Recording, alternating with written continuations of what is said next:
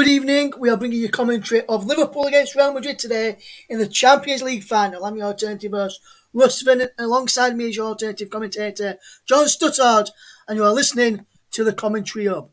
We'll be building up to the big European final that has ever been played, the Champions League final, and it should be a cracker in store.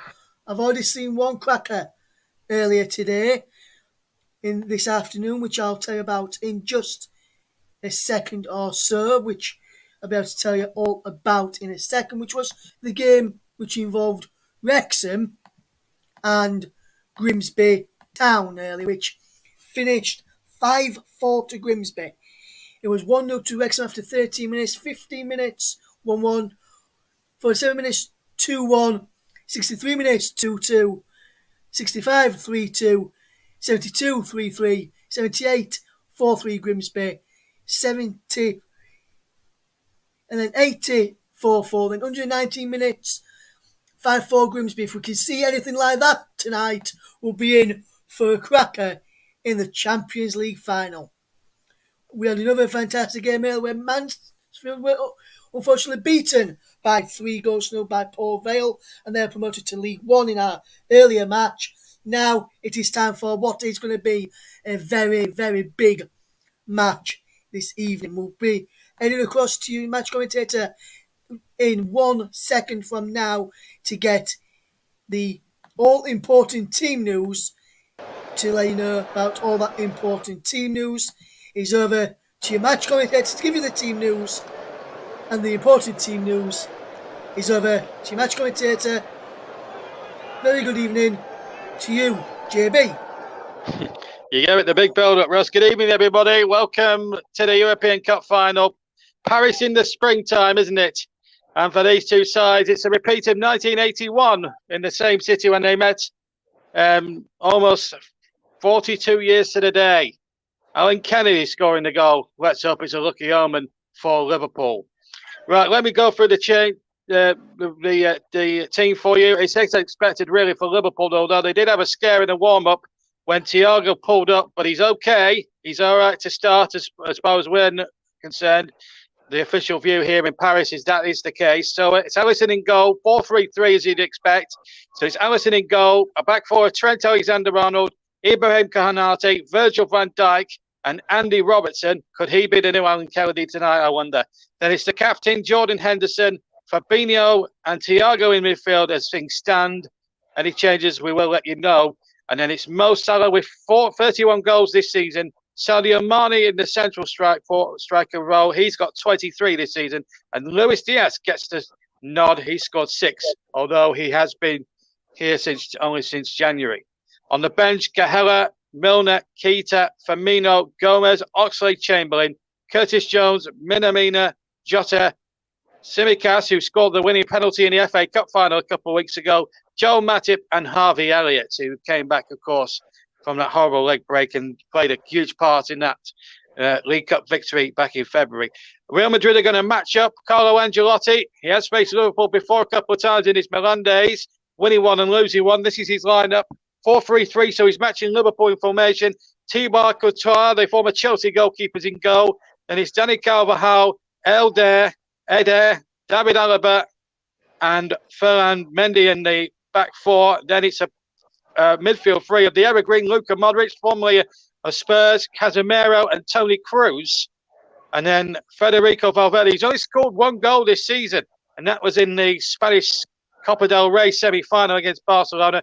Karim Benzema scored a whopping 42 goals in all competitions this season, and the second top scorer completing the lineup, number 20, Vinicius Junior, with 20 goals this season. So lots of goals from both sides of the spectrum. The atmosphere, Russ, I can tell you, is building to a real crescendo.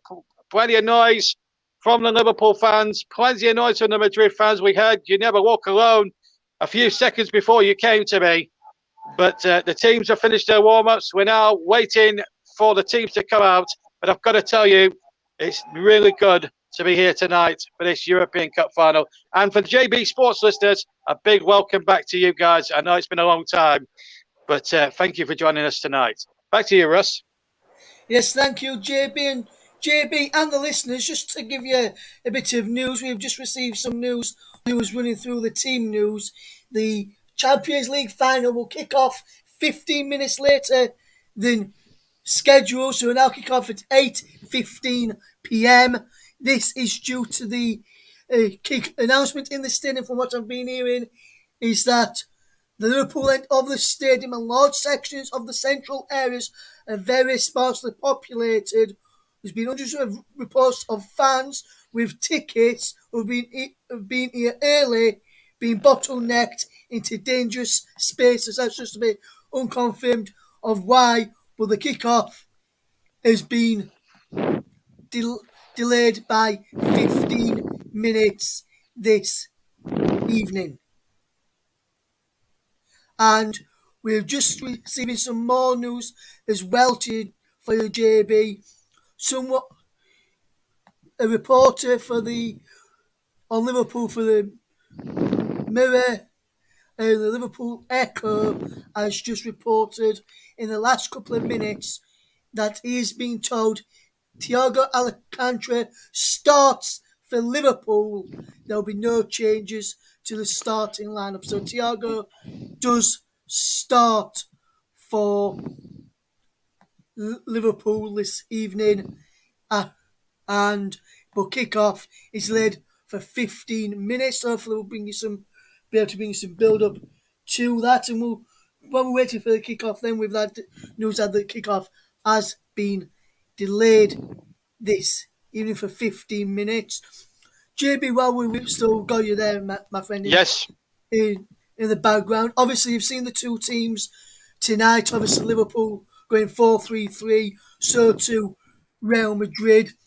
I was watching the build-up earlier on TV, and I was listening to what the pundits on the TV was having to say. They were saying with Vinicius Junior this season, especially in previous matches for Real Madrid in this competition, when he's got the ball, he's wanted the defender to come towards him so they can spin him behind and have that space in behind. So obviously that's going to be a key battle, him against Alexander Arnold. Obviously the Salah against Mendy as well on that same side. And then on the other side, for Liverpool's left, it's Robertson up against Valverde, Diaz up against Carvajal. But where do you see this game being won and lost this evening, JB? Do you reckon it could be the midfield battle, or do you reckon it could be one of those positions I've mentioned prior to the question prior there, JB? Where do you think this game will be won and lost?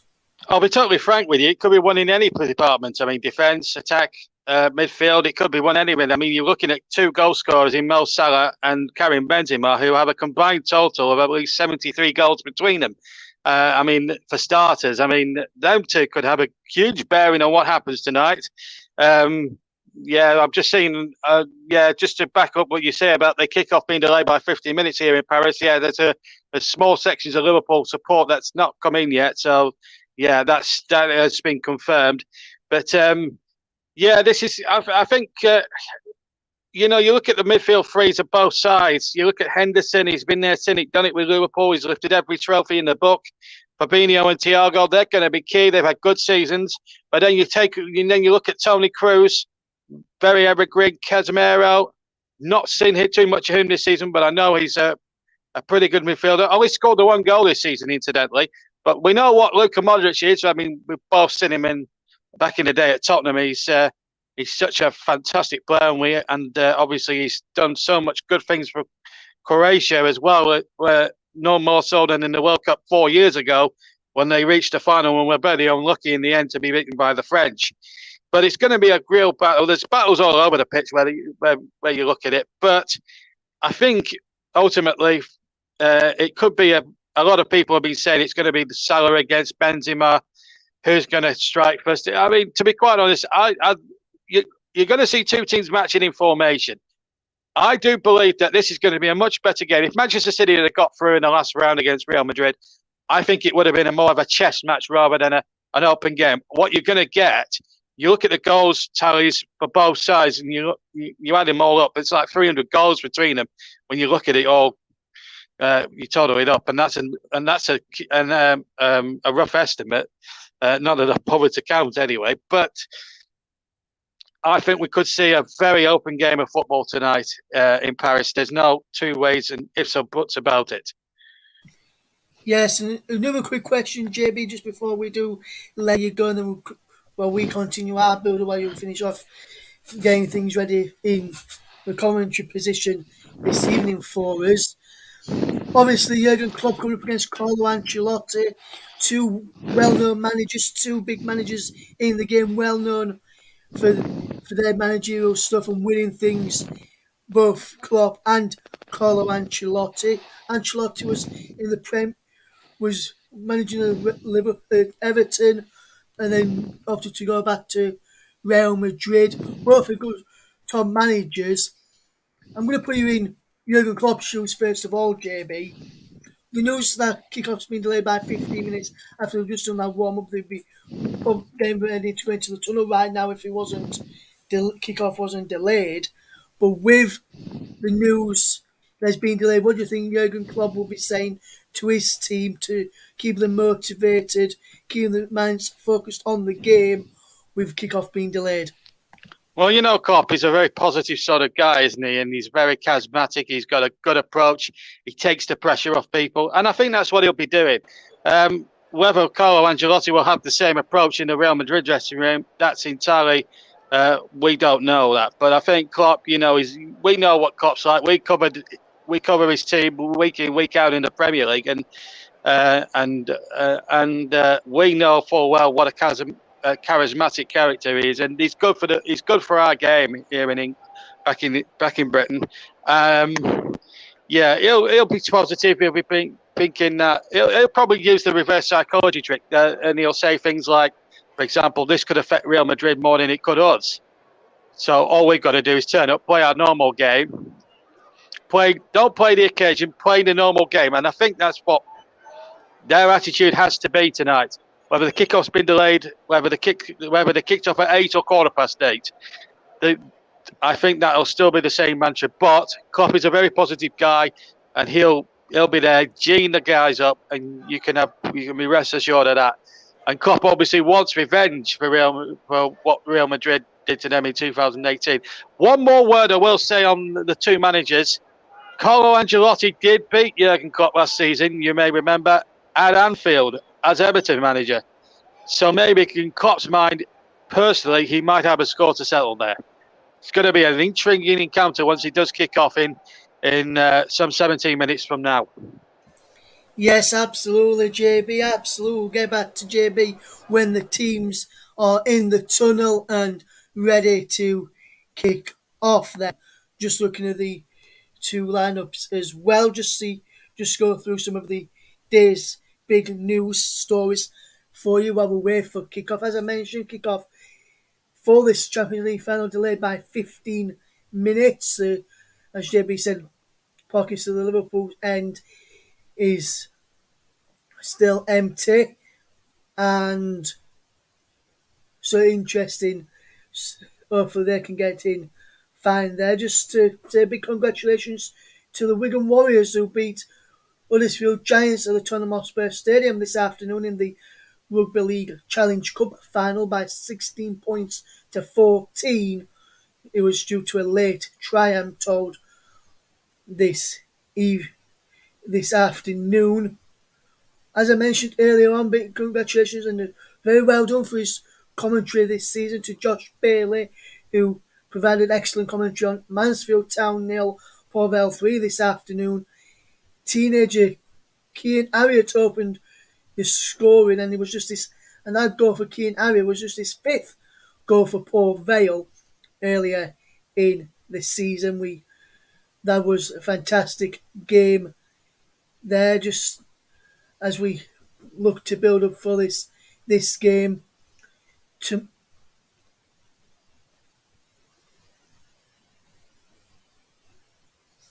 I've got the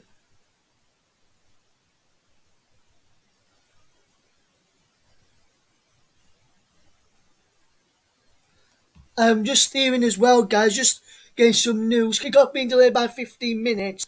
I have just seen up on the monitor, on the big screen from inside, on my monitor here, from on the big screen inside the stadium, it says, due to the late arrival of fans, the match has been delayed.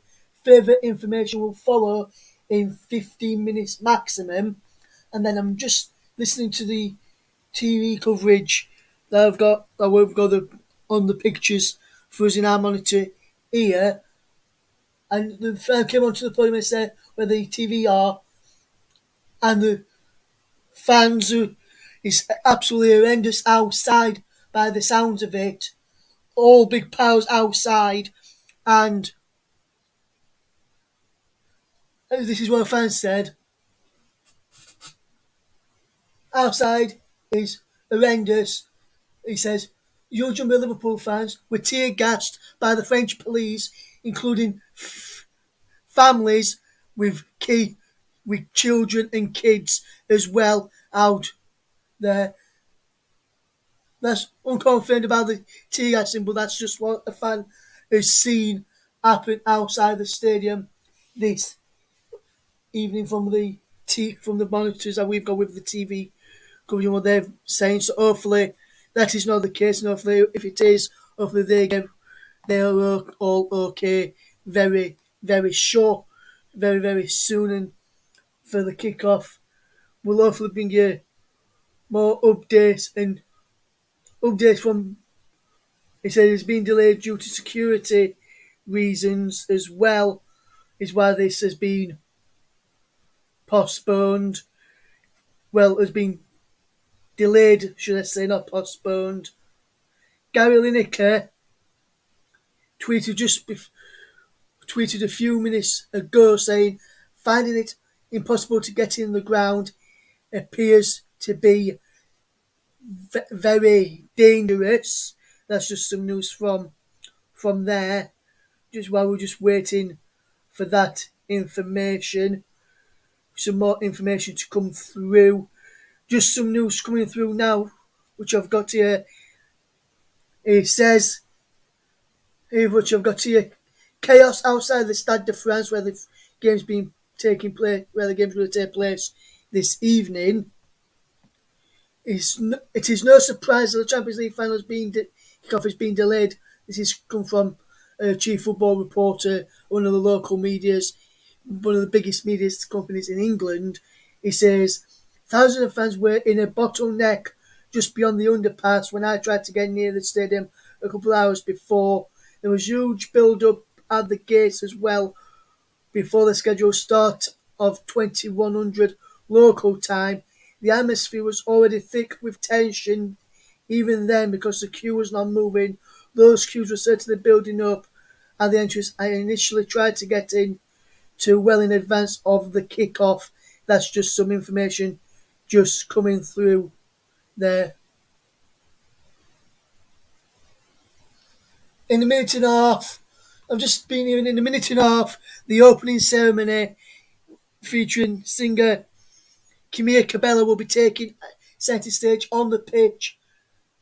I have just been told in the last couple of minutes, so that's going to be happening very, very soon. So hopefully the kick-off will be happening very, very soon. So we'll keep you up to date with any more developments of the delayed kick-off start to the kick-off on commentary. But we are going to bring you the game. Just seen some pictures. Still queuing to get in. Queues are long according to the reports. And it's been like this for the past few days as well. So hopefully we'll have some fantastic commentary to bring you very, very later this evening. Hopefully we'll bring you the match when it does get kicked off. Waiting for more information about if the situation from what the fans said outside the ground a few minutes ago.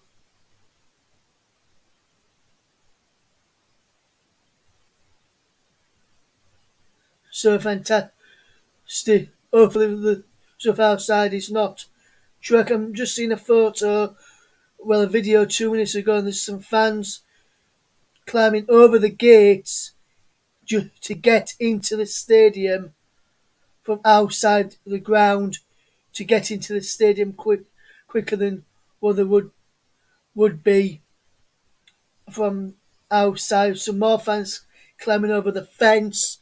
I'm just seeing these footages coming through on social media this evening, which is not very good to see.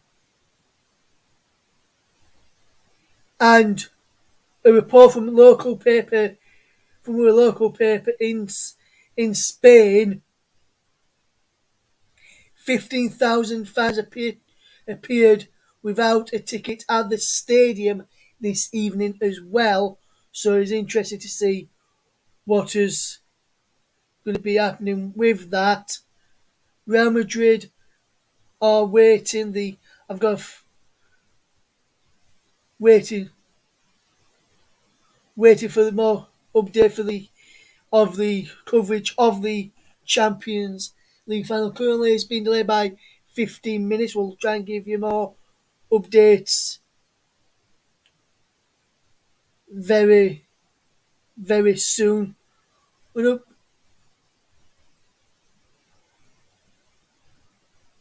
update from a reporter from the news, from one of the Liverpool reporters who covered Liverpool.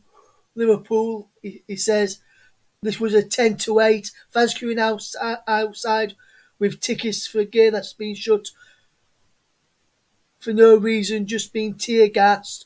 Thoroughly unpleasant experience, so dangerous. This isn't how fans should be treated in a civil society. Unacceptable. That was just gone 10-8 this evening. He's now just posted another photo at gate A in the Stade de France, and the gate is still closed, and there's loads of fans still queuing outside the stadium.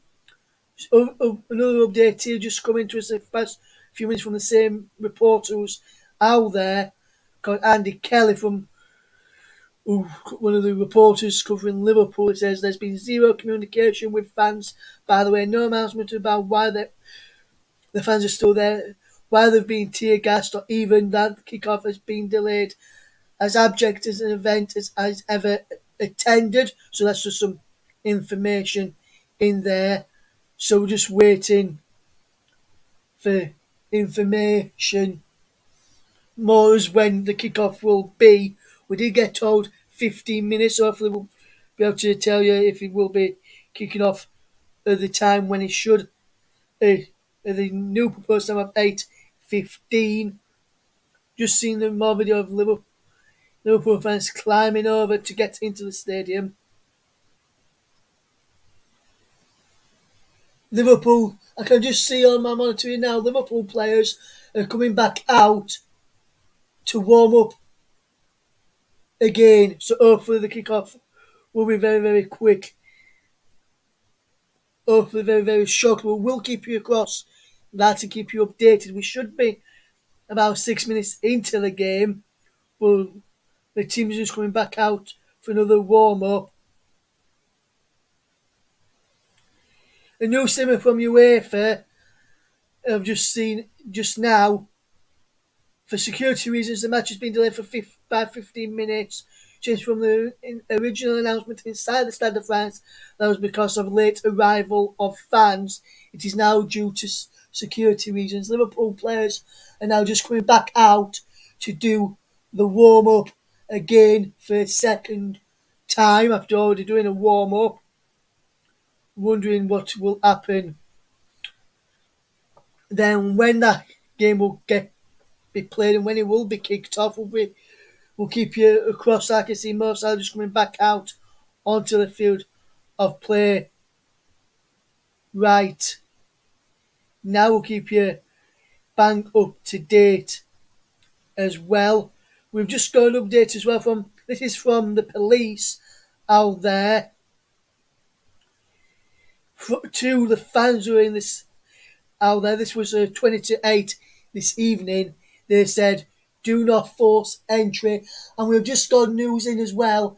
Kickoff has been delayed till 9:30 UK time this eve. I'm not sure if that's 9:30 local time or 9:30 UK time. I'll try and confirm to you that. Can I just come in at this point, Russ? It is 8:30 It's Yeah, 8:30 that's what British time. I've just got. Yeah, I was about to say that. That is 9:30 local time, 9:30 UK time. So it's a kick-off Yep. delayed by If, till 8:30 now. So I will update the ticker going across the bottom for our fans. But JB, with the news I mentioned about with the what's happened outside, they said from some reports which I've been reading this evening. What do you make to that news? We've been bringing well, our for, listeners well, first this of all, I evening. think the police have been the local police have been totally incompetent. I think that's the first thing we've got to get absolutely clear. Why were they tear gassing them? If reports are to believe they've been tear gassing families, then the police have got to take a lot of the blame. It is absolutely ridiculous, and I believe it's their incompetence. I understand the thing. I understand the issues with fans travelling without match tickets, and also UEFA haven't helped the situation because they've only limited certain amounts of tickets to both sets of teams, and then they've delegated about 20 or 30,000 to UEFA delegates, which I find odd. I mean, you wouldn't see that at a League Cup final, for example, where the fans would get 100% of the tickets. This is why UEFA have to delegate 25,000 tickets to sponsors. I do not understand. How many supporters from the UEFA Champions League sponsorship actually support these two teams in an absolute, this UEFA have really made the rod for their own back here. I have to tell you, it's the whole organisation of this is, as that reporter just said, it's been an absolute farce from UEFA's point of view, the French police's point of view. It has been from start to finish absolutely pathetic, and it's not going to help both sets of teams now. To be quite honest, Russ, who are both now warming up in front of me now. They've delayed it now by, as you say, about a further 15 minutes, and it's not helping anyone in the stadium. The supporters are getting restless that are in there. I've seen that gap. It's in the second tier away to my right where the gaps are appearing, the empty seats are appearing. Now I don't know what the organisation been playing at, but the organiser for this final been playing at. But it's frustrating for the fans. It's frustrating for his commentators that are out there covering the game. We're all ready to go. The players are keyed up. They've been mentally preparing for this. You said to me, what would Jurgen Klopp be doing? They don't know. To be quite honest now, 15 minutes on from when you asked me now, I don't even think they can believe it now. Now, we're 20 minutes away now from kickoff. Let's hope it's an 8:30 kickoff. Let's hope it's no further than 8:30, because if we have any further delays, let's be fair, it's going to be Bedlam, that's for sure. Yes, absolutely, JB. And an update as well from a reporter who's out there as well this evening. And I'm looking at a video that is being shown with police and that going forward. He has reported this come through at 5 to 8. There are groups of French people around the stadium attacking and robbing the fans Well, that are that is there. Well, the first question I would actually ask is, where was the police at the time? Why were they not taking strong action against these locals? Let's put it like that. We won't say French people because we don't want to downgrade the French. But what I will say is that the locals, they should be taking sterner action against them. These supporters have saved up for weeks and weeks to travel out here for a final. Paris is not cheap. Let's be fair. You've got match tickets, and you've got your plane tickets, you've got hotels. These supporters have been staying from both sides. Let me tell you, I've been staying in a hotel for about a day or so, and it's a lot of money to a lot of people that have flown out here to watch this magnificent final, which once underway, hopefully will be a magnificent final. But all these disruption could have easily been avoided, Russ, and I think that's the bottom line. Why aren't UEFA and the local police liaising and actually try and do something? A, to get the Liverpool supporters that have tickets and can't get in, and secondly, to disperse anybody that hasn't got anything to do with this. are you the locals? It just absolutely boggles the mind. It's just, I don't know why this has to happen. The policing out here, I think the policing in most countries actually has become very, very sloppy. Even back in the UK, the policing, I mean, if the last 2 weeks have anything to go by, pitch invasions, players being attacked, the stewarding of the policing at these high-profile games, wherever you go in the world, it's not just England or Scotland or here in France tonight. It's all across the board. The security, the security and the policing has not been good enough. And now football as a collective authority have to, whether it's UEFA, FIFA, the FA, or the respective FAs of whatever nations are involved. I mean, I don't know what it's going to be like in Qatar later on in the year when the World Cup begins, but one thing's for certain, Russ, the standard of policing anywhere you go in the world now is absolutely pathetic. Absolutely, JP. And I'm just seeing a video from of a Liverpool fan out there talking to the reporter who's out there, Brad Cox, and this Liverpool fan out there says, I was almost in tears walking here. I don't want to watch this European Cup final now. I want to go home. And that man who said that has also said he can't find his brother who's Well, out there with him. that is terrible. You He know, when can't. you go abroad. And Sorry, Russ. if UEFA not saying when the game will start, according to report, according to another local reporter, a reporter for another broadcaster who's covering this game, he said, UEFA not saying when this game will start, only that we'll have updates in 15 minutes. Doesn't look like kickoff will be soon. Both teams back on the pitch to warm up. At the moment, kickoff has been delayed till 8:30 p.m. UK time. Any further developments, I will bring it to you first. Well, let me just butt in here at this moment, Russ. And I've got to say, this is bad communication on UEFA's part. This is their showpiece final. This is the showpiece of the European season. Forget the Europa Conference League or whatever that's gone before. This is UEFA's money spinner. This is their showpiece, and they are not being cooperative towards supporters, towards us commentators, towards journalists. They need to start putting announcements out there because, quite frankly, Russ, this isn't good enough. This is UEFA's biggest showpiece. This only happens once a year. Forget the Super Cup, forget the Europa League, forget the Nations League. This is not good enough, and I think UEFA really need to look at themselves in the mirror when all this is blown over, regardless of what sort of game or when it kicks off or whatever. This is just not good enough. And if the police have got a lot to do with it. I mean, the whole thing about the Liverpool fan, his brother. I mean, it's not very good. It's not very good for the Paris Tourist Board. Let's put it that way.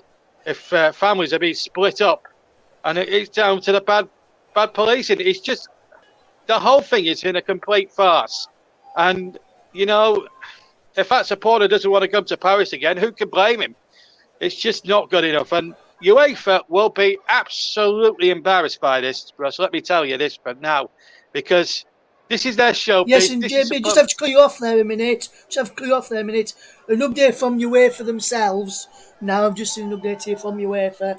They have just put a message out right now.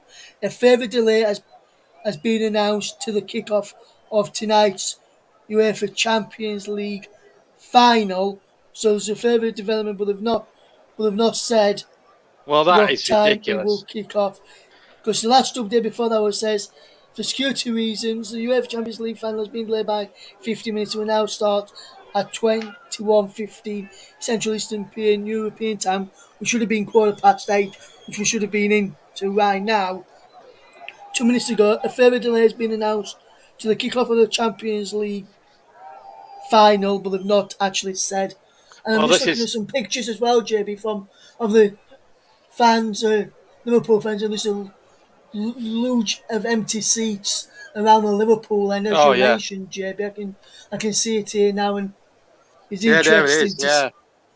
to see there what's happening there. I can just waiting to get further information, but not sure what time the kickoff will be just now. Well, I'll be honest with you, Russ. It could be bloody midnight the way UEFA are going about this. They're trying to tiptoe around this whole mess. They need to come out and be absolutely crystal clear, because from what I've heard there, and what you're saying is true, then they've absolutely tiptoed around the whole mess, and are not making it easy for anyone. Where is the communication? This game should have kicked off about 18 minutes ago, right? We're all keyed up. We should be 18 minutes into what should be an absolute fanfare dozy final, with a cast list which any Hollywood talent scout would be watching this and be thinking, oh, we'd like to see him there.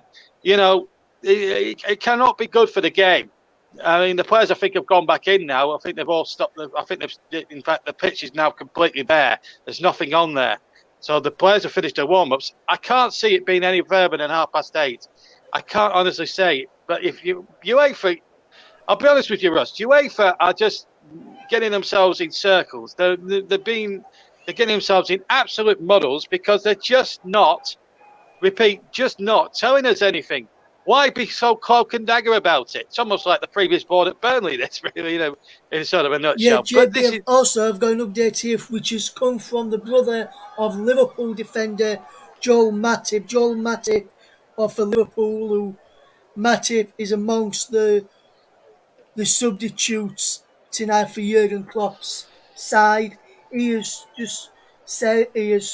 told another reporter out there this evening for he said this is on the situation around the Stade de France. He says the organisation around and in the stadium is unworthy of a Champions League final. Using tear gas in areas with children and uninvolved fans is dangerous. That it is is from the dangerous. brother of Liverpool defender Joel Matip this It is evening, dangerous. guys. Just a bit of more information there. Any other information we get, we'll bring it to you. But back to you, JB. What were you saying there, my friend?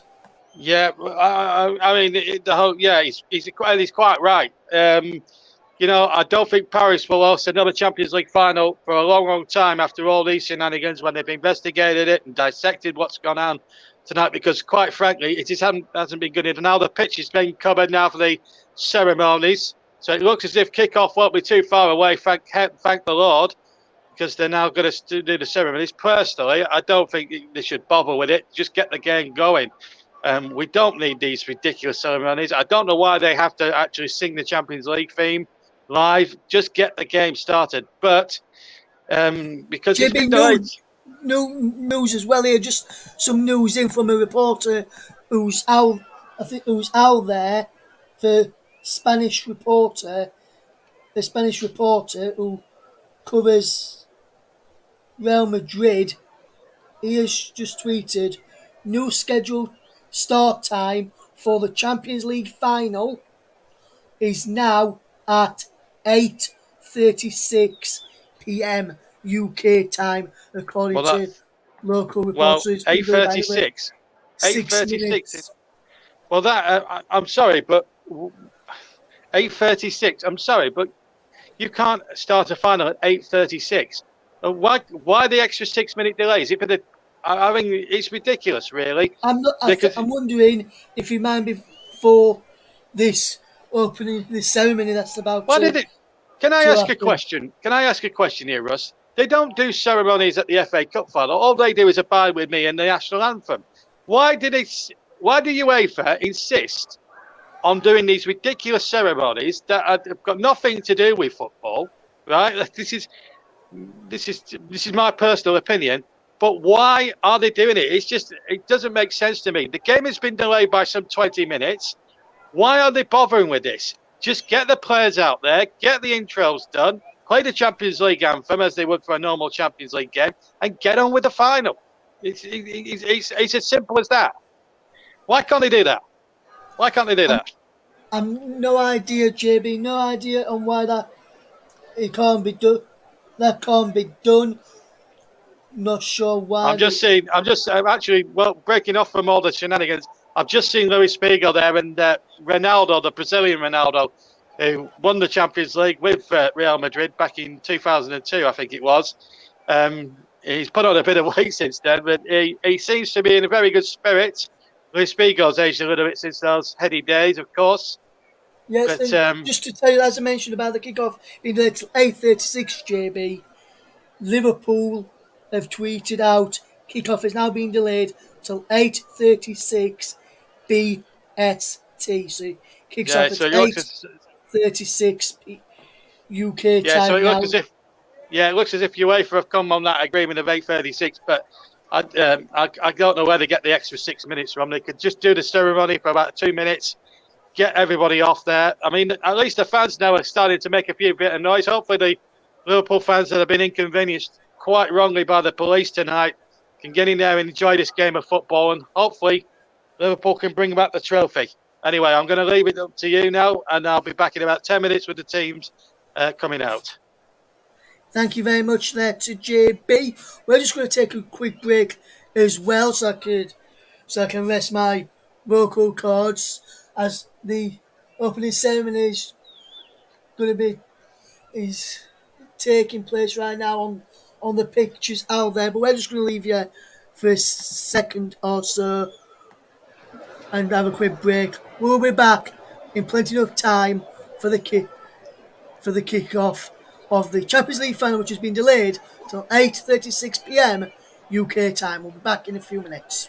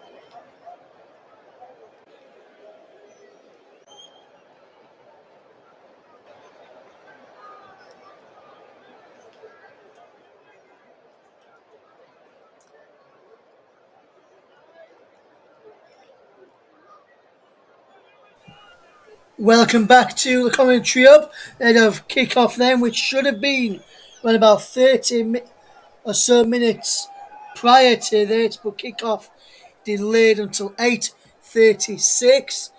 The Champions League final opening show just taking place right now, as I can see on my monitor.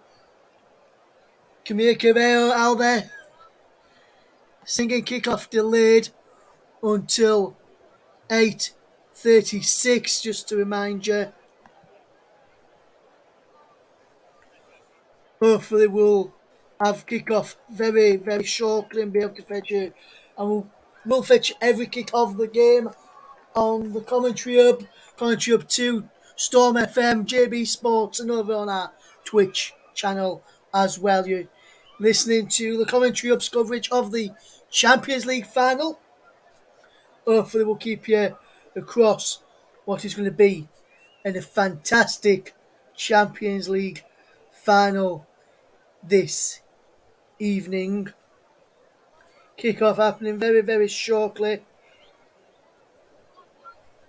for action. We'll keep you up to date. There's the ceremony just... Camille Cabello there just finished. Pre-match show's just been finished. And we're just getting ready to keep everyone up to date with what is happening on this. He will keep you across any more developments while we wait for kick-off in the Champions League final. We're almost getting ready for kick-off, which should be 6 minutes away now. Any further delays will keep you updated. 32 clubs kicked off the Champions League back in August, and now there's just 2 teams remain in the Champions League final. Who's going to come out on top? Will it be Liverpool or will it be Real Madrid?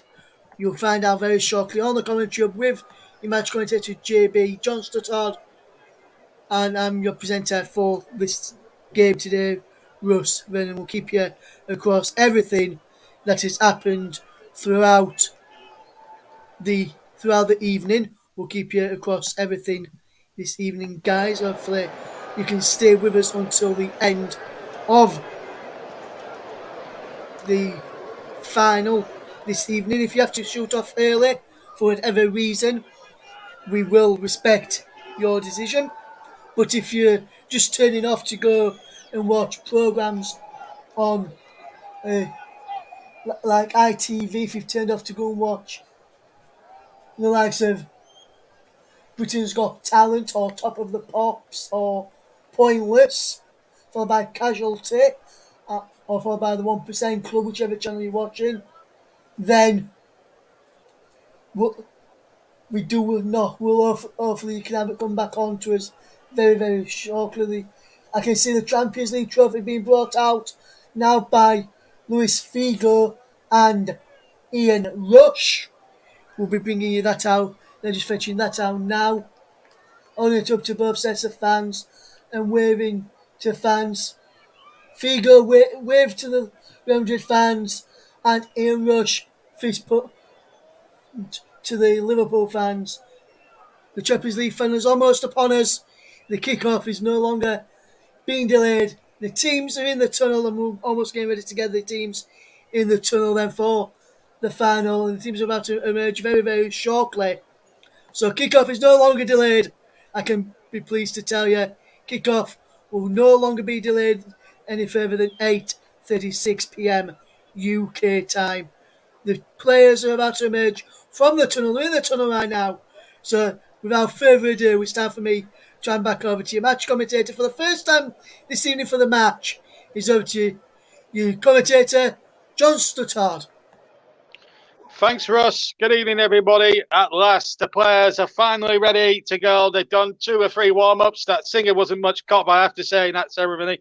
I did not enjoy any of her singing one bit. I think she was a complete waste of time. But we're here for one. We weren't here for that. We're here for the main event. And 33 minutes when it should have later than scheduled. It was supposed to kick off at 8 o'clock. Now it's been confirmed 36 minutes. The teams are now walking out here in front of me in the Stade de France, which is now ram jam packed. There's player mascots that are going to greet the players as well. Liverpool coming out in the red tracksuits. They're in red tonight. And Real Madrid in darker tracksuit tops, but they are in their famous all-white strip.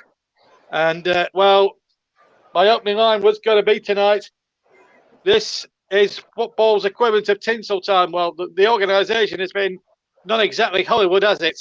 As the Champions League now being played, says the two teams now, all they want to do is loosen up those limbs, get warmed up for one last time, and then just get on with the serious business of becoming European champions. Just the 19 European Cups between these two sides.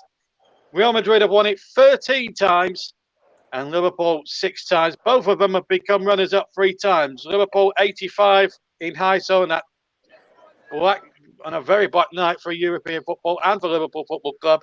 2007 when they lost to Milan, who got revenge for 2005, and 2018 when Real Madrid beat them. Real Madrid, of course, 1962 and 64 they lost.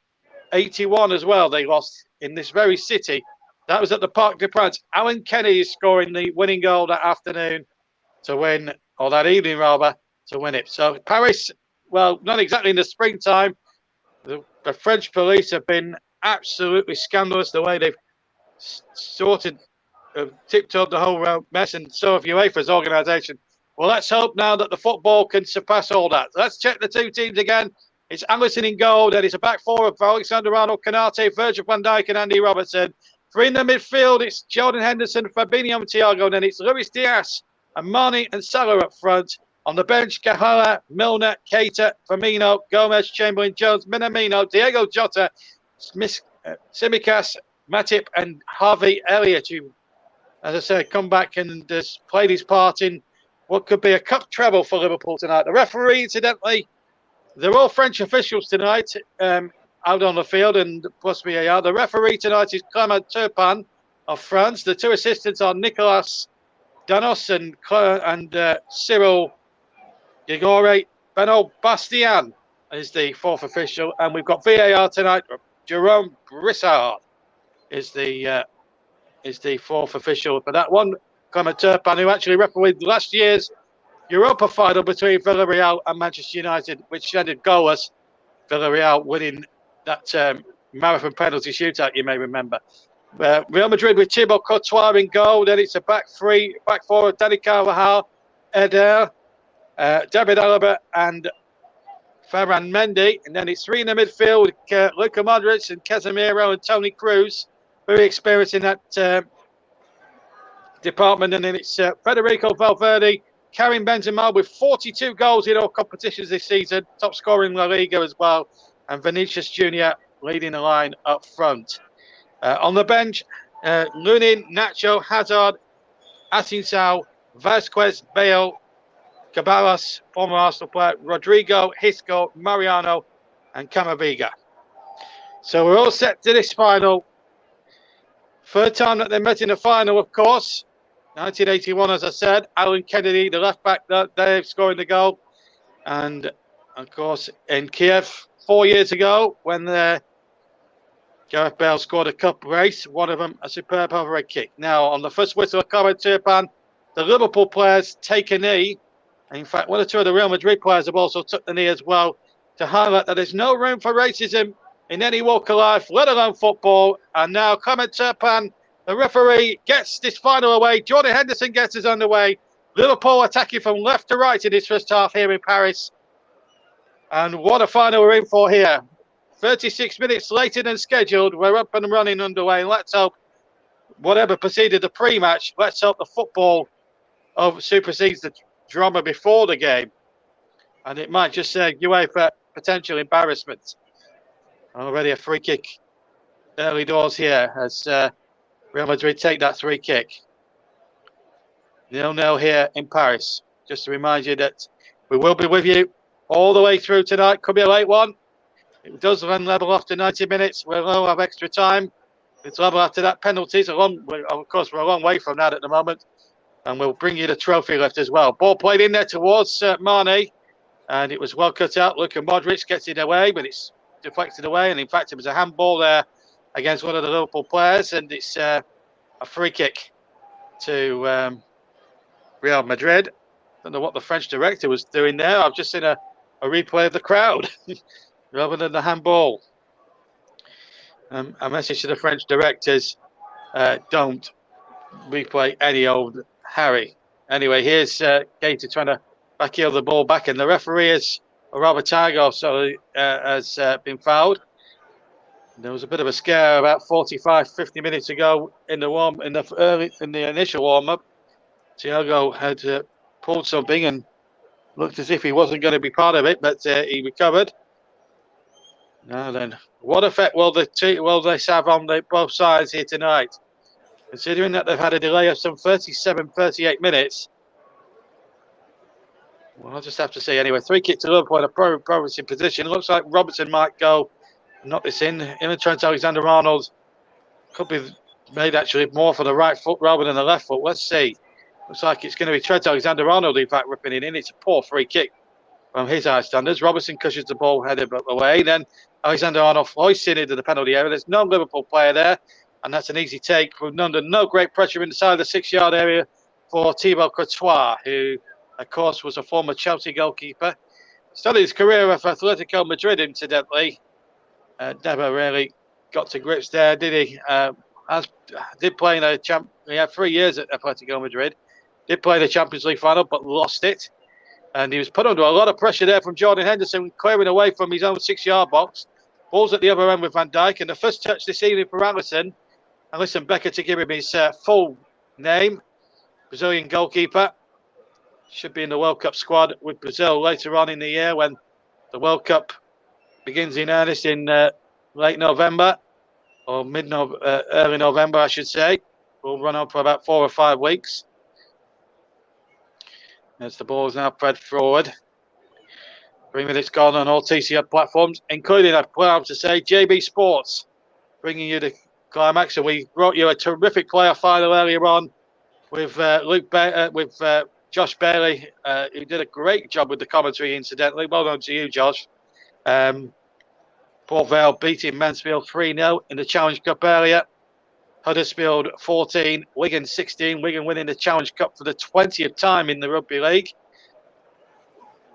Oh, the life of a commentator. Last night I was at Old Trafford commentating on Lancashire against Yorkshire in the T20 Blast. Tonight I'm in Paris covering the biggest game in both sides' recent history. A history that involves the winning of 19 European Cups between them. Liverpool looking to win their 7th European Cup. Real Madrid looking to win their 14th, which would extend their record. They've won it the most.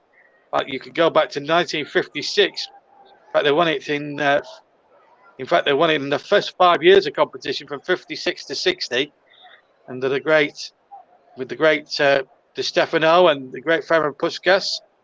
1966. And then they had to wait until 98, 32 years before they won it with Mijatović's goal in Amsterdam.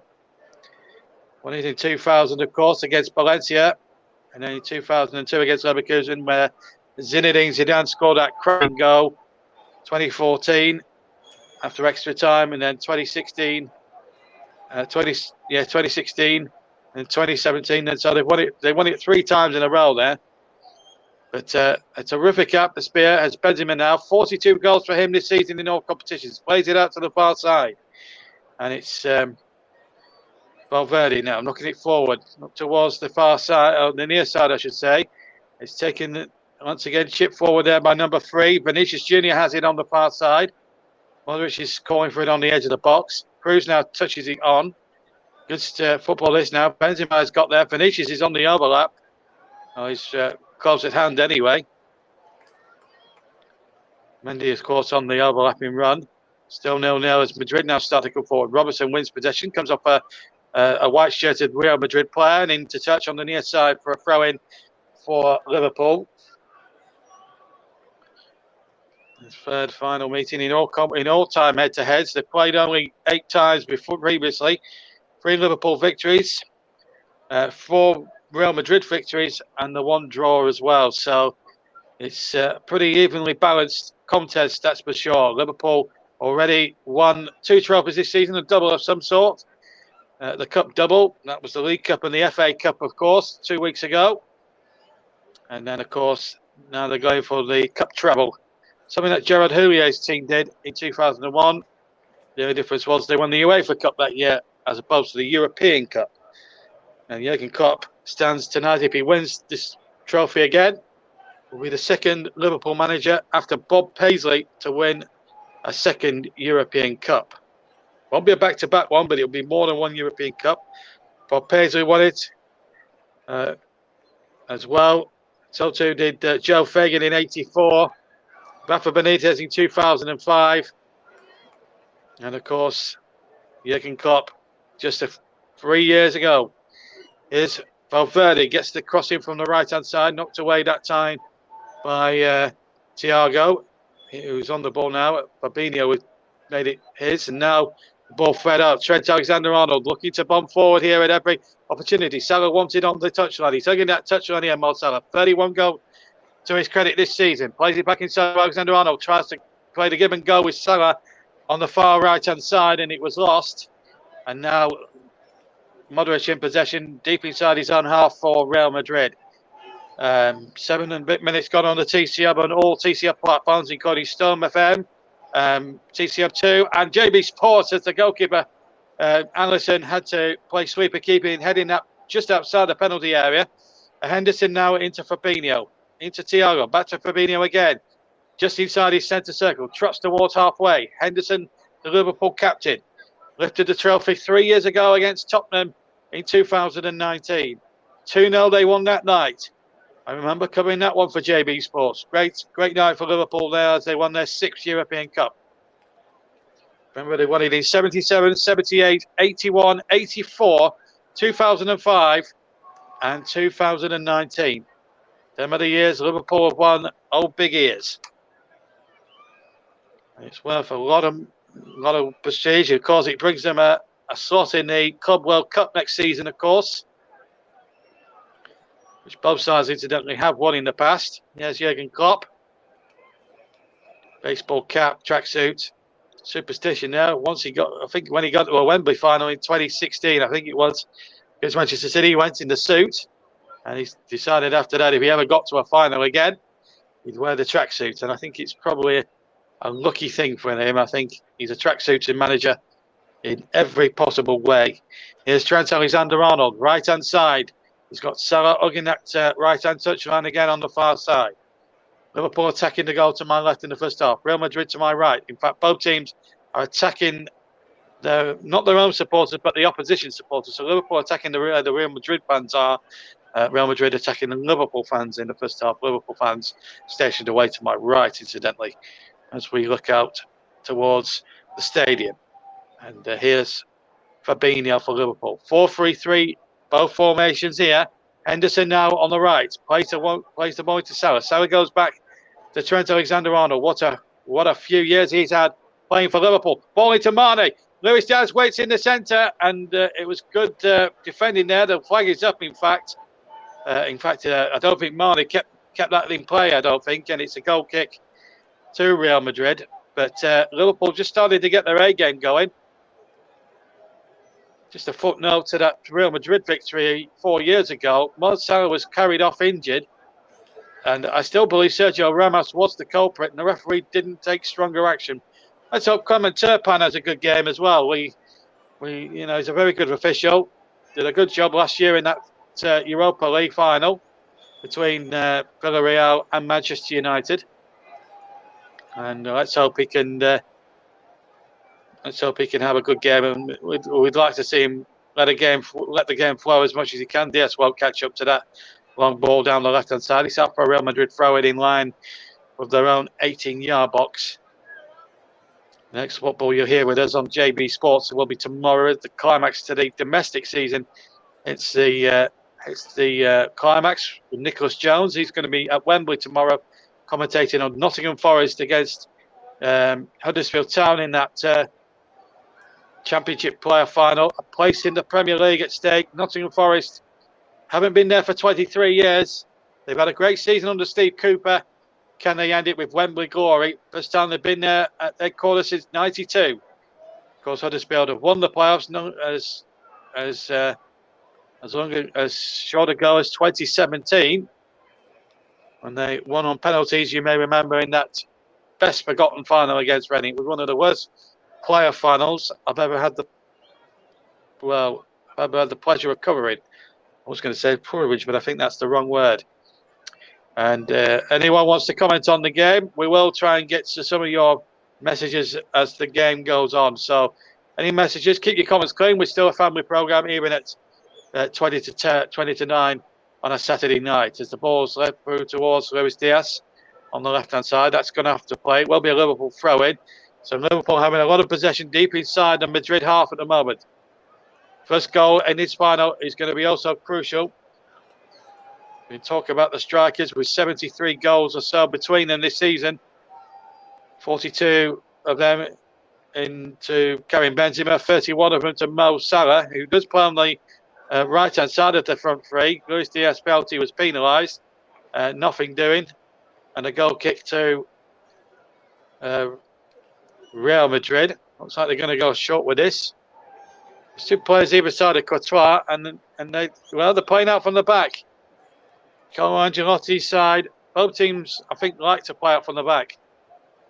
I think if you're 1-0 up and you've got about 10 minutes to go, I think you just boot it to Kingdom Come at that stage. But of course, we're a long way off any of those situations. Here's Fabinho now, deep inside Madrid territory. The ball out on the Liverpool right. Back in field to Fabinho. Has to go back over halfway, however. And Konate finds Virgil van Dijk. 5 yards from the halfway. Goes over halfway, that pass to Fabinho, into Mane, plays it to Salah, back to Mane again, back to Salah. Real Madrid being very quiet to those two. When they do get the passing game going, them two, they're a handful for any opposition, regardless of class and status they're up against. Doesn't matter whether it's Watford or Real Madrid, they'll always pick a way through. Here's Diaz now on the left-hand side. He'll try and take on his man. Diaz into the area, has to carry it back out again. Kept possession well, but Liverpool just going a bit backwards at the moment. But Diaz keeps possession. Robertson's on the other left-hand side. Cross deflects. And the chest back to Courtois is no problem now from number 23 there, Farhad Mendy. Little deflection on the cross, and it was going to fall for Mendy. And a very cool chest back. Not under any great deal of pressure, but did the job. I didn't know Mo Salah was close at hand. It didn't matter. So 13 minutes gone at here in Paris on the TC Hub. I nearly said JDAT Football, JB Sports, I should say. Storm FM and TC Hub 2, as well as the main TC Hub channel. And we're also on Twitch live as well. No Periscope, no Twitter these days. But here's Vinicius Jr. He's got Benzema in the centre. He's gone down the left-hand side, Vinicius Jr. 20 goals to his name this season. And he's been well policed. And it's now Liverpool leading the charge with Mo Salah on the far side. So far, the defences have coped very well with both attacks. Vinicius Jr., as he's proved in previous rounds, is a tricky customer and will get chances in again. Konate really placed him well over on that far side. Liverpool in possession in the centre circle with Thiago into Luis Diaz. What a signing he's been. A lot of people were saying that was a risky signing, but he's settled in like a glove at Anfield. Scored some very important goals. And they've won two trophies out of 4 that they're going for. Of course, they're still in this, and of course, they've just missed out on the league by a single point. That would have been a fantastic way to finish the season, but not at one time did they have the destiny in their own hands. But they won handsomely, but Man City late comeback saw them over the line. Although Klopp gained some solace and consolation, in fact, taking the Manager of the Year award, which caused a lot of controversy, no more so than with Manchester City supporters who felt Pep Guardiola should have got the award. Well, it's the age-old debate, who's better, Klopp or Guardiola? Both win trophies in equal measures. Here's Trent Alexander-Arnold inside the area. Trent Alexander-Arnold in the area. He gets the crossing. Sarah's there. Good save from Courtois down in the way to his right. He actually flicked that from the edge of the 6-yard box, Mo Salah. And that was a terrific save. Courtois having to get his 6'6" frame down and very quickly, but Liverpool still haven't finished. Salah there, appeals for handball, not given. And the ball breaks to Diaz. It's on the Eric Diaz shoots, blocked. Comes to Robertson, left-hand side. Liverpool turning up the pressure in the opening 15 minutes. Shot comes in from Thiago with the right foot, and an easier save for Thibaut Courtois this time. But the one before that was a great save from Mo Salah, because he's flicked that goalwards. Great work from Alexander-Arnold on the right. He's just flicked it across, and he's a big lad. He's 6'6", 6'7" in height, and he had to get his massive tall frame and use every inch to get there. He was stretching a little bit there, Thibaut Courtois, but it was a great save. He's not had the best of times as a Madrid player. Of course, it took him a while to settle in, of course, and he was making mistake after mistake, but I think he's settled down now and has become a very dependable replacement for Iker Casillas. Here's Luis Diaz now coming towards the edge of the penalty area. Goes to go down the left-hand side. Thiago's there. Robertson's in field a bit more now. And Henderson to Robertson once again. Inside the area, Mane gets it back. Salah shoots in again. This time straight down the throat of Thibaut Courtois. But Liverpool here in this opening, in the opening 17 minutes, really taking the fight to Madrid. They're taking the game to Madrid. Madrid really haven't tested Alisson at the other end. And that's a concern for Carlo Ancelotti, who did mastermind a win at Anfield last season in Everton colours. They won the Merseyside derby, you may remember. 2-0, I think it was. But it was the only bright spark in what was 2 dour years at Goodison Park. And Everton, of course, just about stayed up under Frank Lampard. And here come Real Madrid again now. Can the ball get played in by Valverde? Can't find Vinicius Jr. Alexander-Arnold was on the cover and he did well. This is Robertson now for Liverpool. Going up towards halfway. Fabinho's in support. Salah's hugging the right-hand touchline, the far touchline as we look. Goes back inside to Henderson.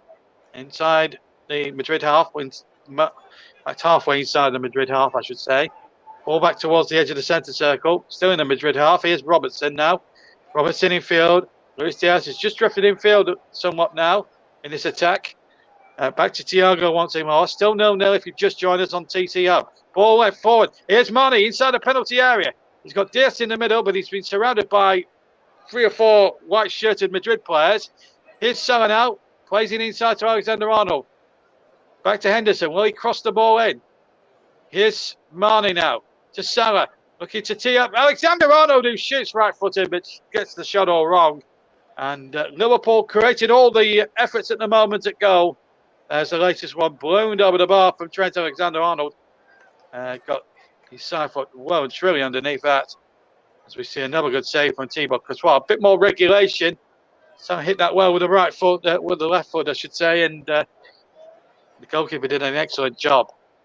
It was around about this time 4 years ago, actually. And then Salah had to go off injured. And it put his World Cup dreams in doubt, of course, because Egypt had qualified for that World Cup in Russia. And it was touch and go whether he'd be fit. He was fit, but he didn't make much of an impression at the last World Cup. If you just joined us in Paris, Liverpool have had 3 or maybe 4 good opportunities so far.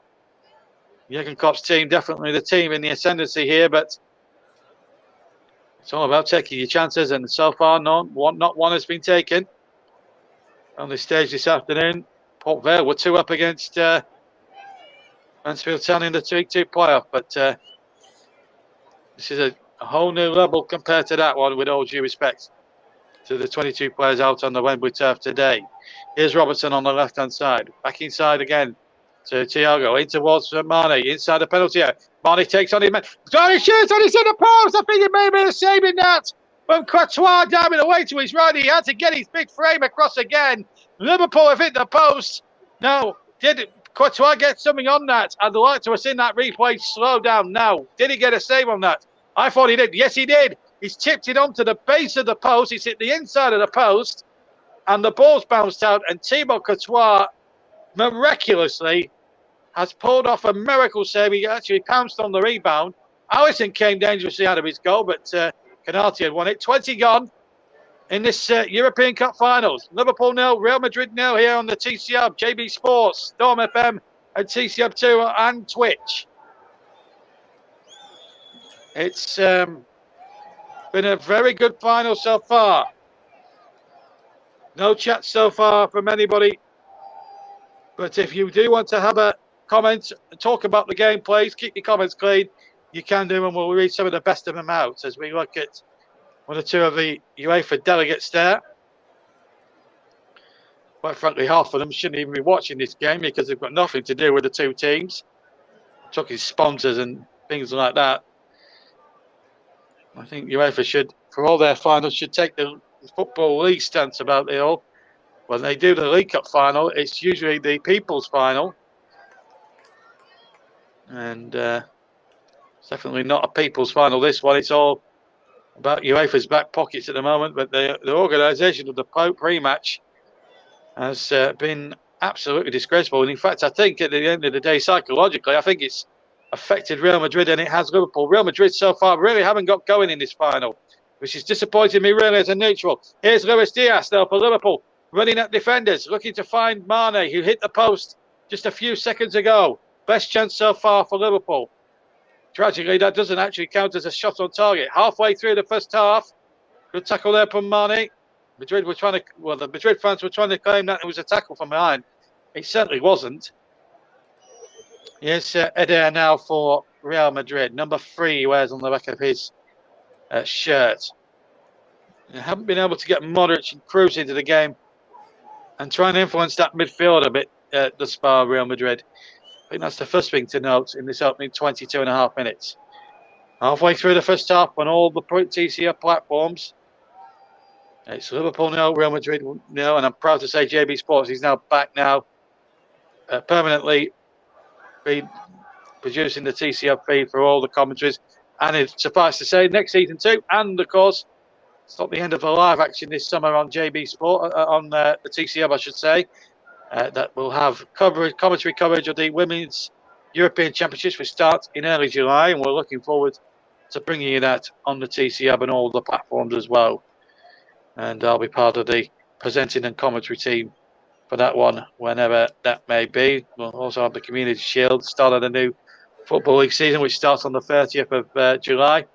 Burnley are now involved, having been relegated last week, but are still poised to sign Vincent Kompany on a 3-year deal, which is going to be great news for the Clarets, that's for sure. So any frustration I had last week of my team being relegated have been put to bed by the news, the exciting potential news that Vincent Kompany is going to be the new Burnley manager.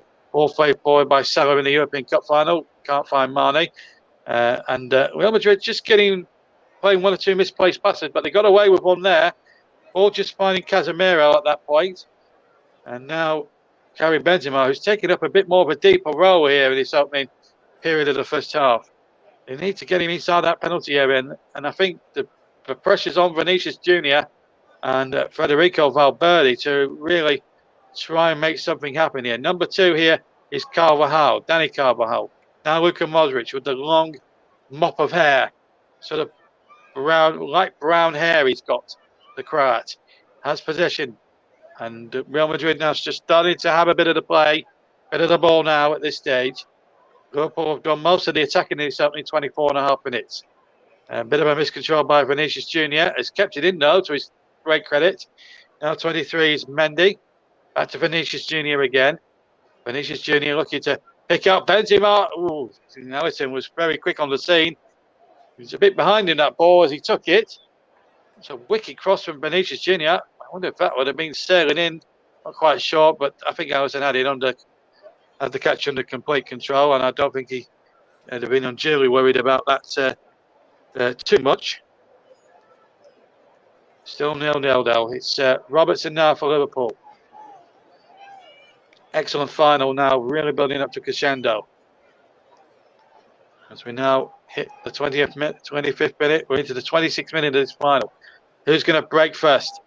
Who's going to break the duck first? Will it be Luis Diaz? He's inside the area, but he's to the left of the penalty area. And he's surrounded by 2 Real Madrid players, and that's going to be a Madrid throw-in. I fancy that certainly came off, in my opinion, Diaz last. Yeah, he did. And Carvajal did absolutely well there. Not to touch that. And he's got his team a throw-in. Good defending there by Danny Carvajal. Of course, Liverpool have played the other Madrid, and I had the privilege of commentating on that game with Freya Clavier earlier on this season. Here's Alexander Arnold. We'll come back to that in a second because Liverpool, again, have been constantly on the attack all the way through this first half. As here's Alexander Arnold round the corner, but well read there by David Alaba, who seems to have been in this game since the year dot, as long as I can remember. Do you need any graphics for your stream? We've got graphics for the stream. Well, thank you very much. Can we just keep the conversations to the game, please? Thank you, though, for asking. We'd like to know your score predictions as well in the comments section, incidentally. Ball not forward over the top, looking towards Carvajal. Robertson miscued it. Carvajal has got it again. This could be a problem now for Liverpool, but Liverpool suddenly get red shirts back. The good thing about commentating on these two teams, you can distinct who's from who. In terms of colours, Madrid are all in white, Liverpool all in scarlet red. Here's Fabinho, chips it out towards Mo Salah. We'll try and link up again with Alexander Arnold. They try to, but they just can't get those 1-2s going tonight. Alexander Arnold or Mo Salah at the moment, but it's 27 minutes gone. Liverpool have hit the post. That was Sadio Mane, but it was a good save in all of that, actually, by Thibaut Courtois, tipping that ball onto the post as Fabinho comes charging forward, or just strides forward. At the moment, it's walking football at the moment. They're not over 60s. And it's just slowing the pace down. It is quite a humid night. It's been very warm in Paris today. 19 degrees centigrade, 18 degrees centigrade at kickoff. It's still quite warm for this time of year. This is where's the S? It's also very humid in Paris tonight. And it will make, and I'm sure there'll be drinks breaks. They were in the Rangers game last week as Fabinho tries a right-footed drive, which clears the crossbar. I think it might have actually been going wide, actually, to be perfectly fair. Nicholas Jones is going to be commentating on the playoffs tomorrow. Good evening to you, Nicholas. He says it's too close to call, could go either way. I have to agree with you there, Nick. I think it could go either way. That one. Join Nicholas if you can at Wembley tomorrow for that Nottingham Forest against Huddersfield Town playoff at kickoff for that one. Incidentally, it's at 4:30 tomorrow afternoon at Wembley. That will complete the domestic coverage for us this season. And of course, we'll have the Women's Euros, which Nicholas, of course, himself will be a big part of. So will Russ Burnham, so will myself. We'll bring you that. We'll bring you full commentary, full coverage of that tournament from the 6th to the 31st of July this summer. That's our summer football sorted out for you. We'll have the World Cup later this year as well. And I hope to be a huge part of that tournament as well for the TC Hub. But here in Paris in the European Cup final, it's 0-0. Thiago now threading the ball out towards Trent Alexander-Arnold. Kills the ball beautifully on the right-hand side. And then Henderson plays across into no man's land. And the 6'7" frame of Thibaut Courtois takes the ball, no trouble at all.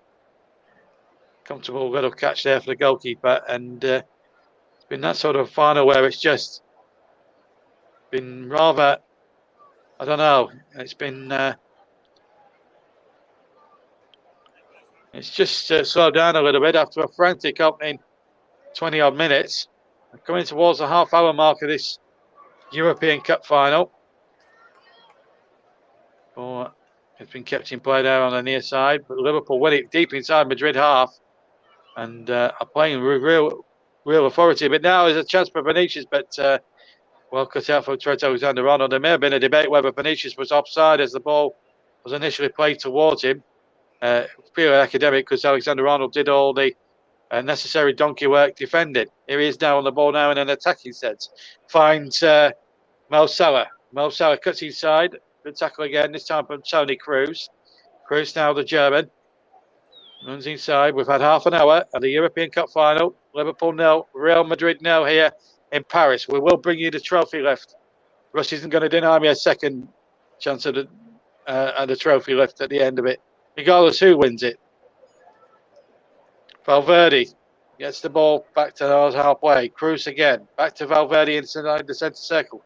Still on halfway at this moment in time. Ball played out towards the far side, and it's Mendy in possession here. Number 23. Ball back to Cruz again. And Madrid just starting to have a bit more of possession. And it's going to be interesting to see what will happen as this game goes on. And the Real Madrid players go tumbling off the ball there. I think it was purely accidental in Clement Turpin just telling him to get to his feet. That's actually good refereeing. It was purely accidental. Fabinho didn't mean to knock him over. Just a simple bump. No Real Madrid player, including the one that went down, complained to Mr. Turpin, the referee from France. On the official tonight, that matter come from France. So it's nice to see Clement Turpin refereeing on home soil tonight. Here's Mo Salah now. Salah. The football's been fantastic, but still no goals. Here's Benzema, number 9. He's asking Vinicius Jr.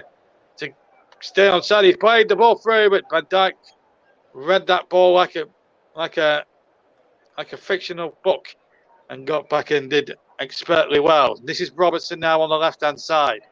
Robertson looking to go inside. This is Jordan Henderson. Again, Liverpool just slowing the tempo down a tad and just throwing it towards walking pace, if you like. Thiago now in towards Mane. Mane goes down. Referee said get up. And I don't think it was a foul anyway. Players, I don't think Clement Turpin is going to take much nonsense and take much notice of players diving around trying to call him out of free kicks. So I think that's good, strong referee from the French official tonight.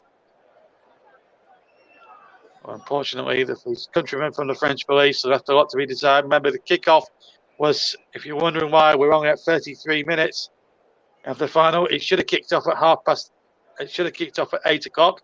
Then they delayed it 15 minutes to 8:15. Then they delayed it even further to 8:36. And that was exactly the time we kicked off here tonight.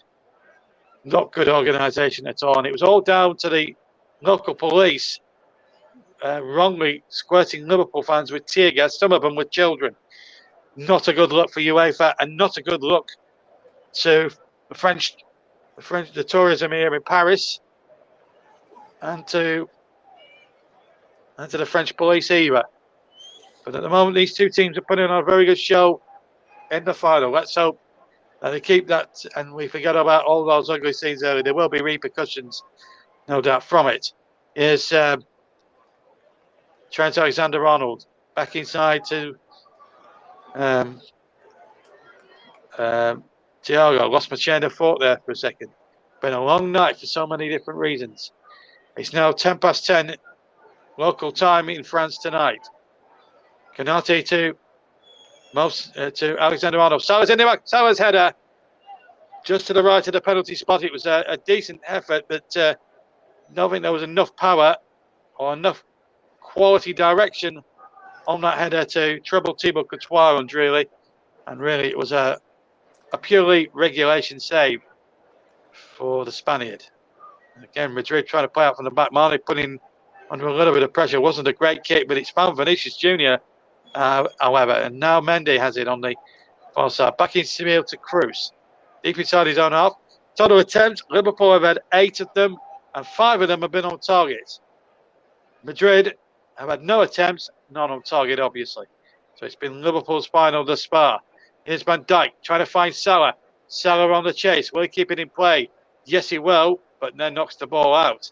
And it will be a throw-in to Real Madrid, who haven't really started this final at all. They've shown glimpses, but not enough to trouble the scorers or to trouble Alisson down defending the goal away to my right. That's Modric now, deep inside his own half on the right-hand side. Gets possession again from Madrid. Real Madrid, that is. The 13 times champions of Europe. One of them will be runner-up tonight for a 4th time. Both have lost this final 3 times, as I was saying in the build-up earlier. And here's Benzema into Vinicius Jr. Now, this could be a problem. This could be a problem. Good tackle from Van Dijk. Because when Vinicius Jr. gets into those positions, invariably he does score. He's got 20 goals this season on all competitions. Here's Benzema with 41 of those goals. And Madrid have got this season. Oh, my goodness me. almost a calamity in that Liverpool defence. But now, Alisson might just get Luis Diaz on his way down that left-hand side. He goes down. Turpan says, free kick, I think. Hard to tell what the referee was trying to do there. I think he's giving it to Liverpool. Luis Diaz was certainly being barged off the ball.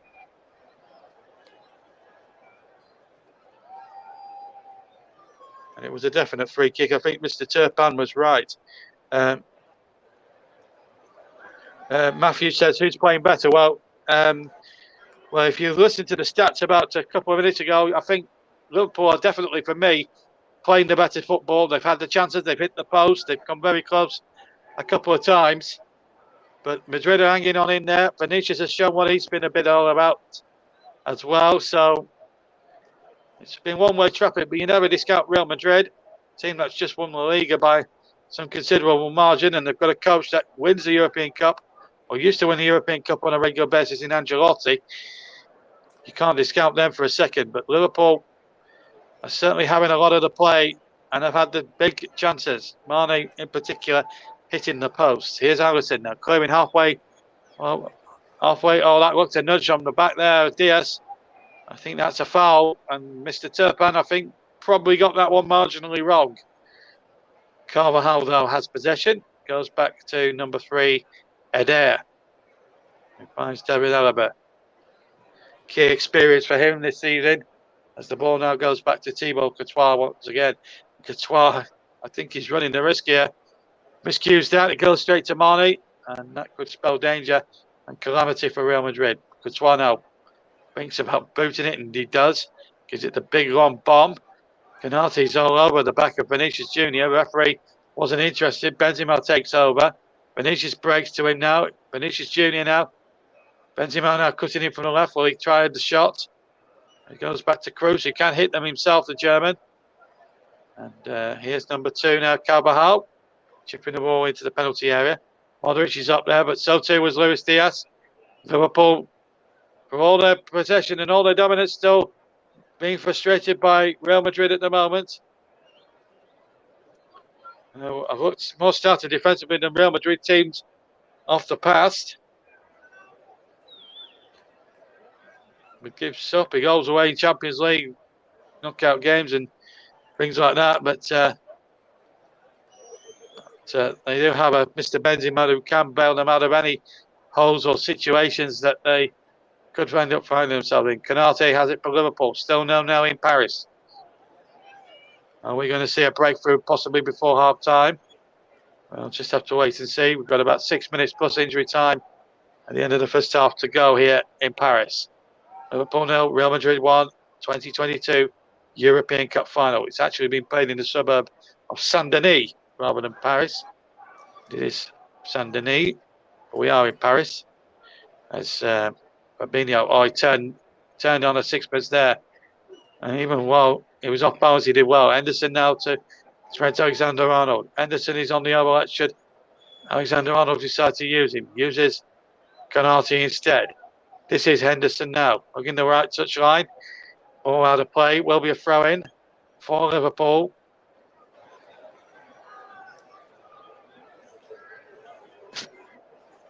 Just needs that one break. And here is Thiago to Robertson. Robertson now towards the edge of the area. Robertson trying to get the ball in there. Mane, the angle was acute and he got a deflection. It must be a Liverpool corner, surely. Well, it was a good turn there from from Sadio Mane, rather. I don't think he got a deflection. I think Salah caught the Real Madrid man's butt, and I think that's why. No, he did get a deflection. He did get a deflection, so it is a corner. For a second or two, I was sounding like Artwright from open no hours. Anyway, here's Robertson with the corner. 5 to go, plus injury time. The end of this first half, Robertson's corner. Not the best. Anderson fires it back in and not far away. Hit it outside the penalty area with the right foot, and he hit it with some ferocity. In fact, he hit it a lot wider than I first thought. Hit it well wide. But he definitely hit it, Jordan Henderson, with some ferocity there, the England captain. Or rather, the Liverpool captain. So 5 minutes to half time here. Still Liverpool 0, Real Madrid 0 in the Champions League final. 2022. Been a great watch. So far we're having good finals.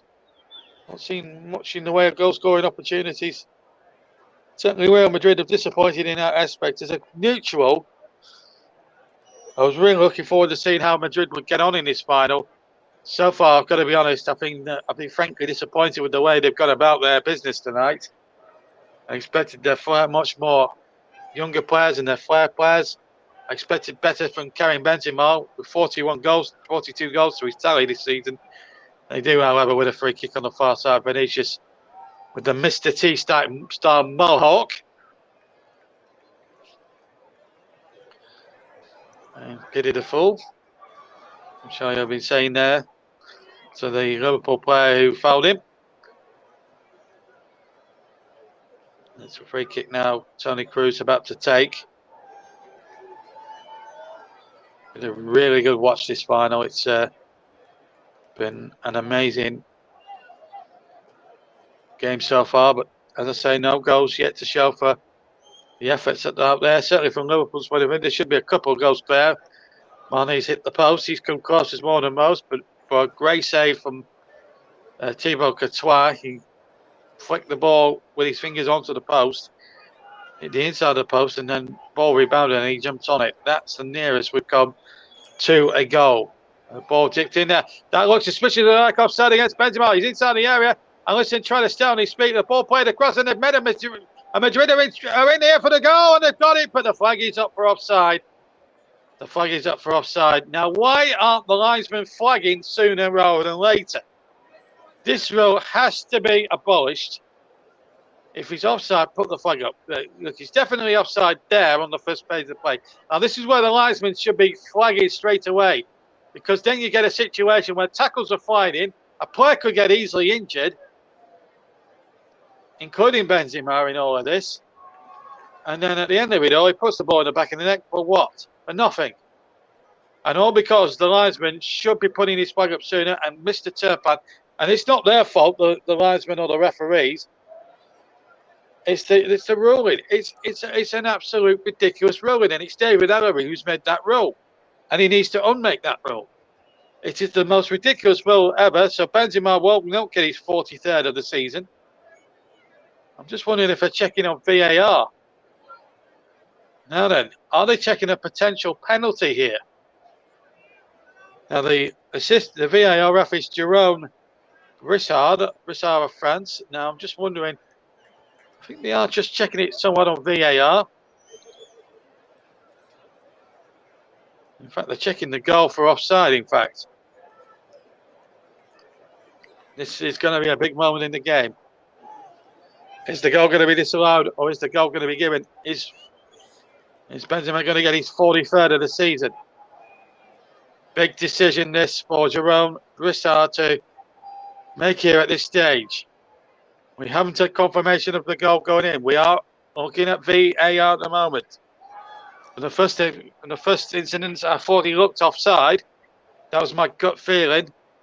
It's how the assistant views it now. Was he offside? Looks to me as if he's gone past the last two defenders, even from the spider cam, which is above the stadium.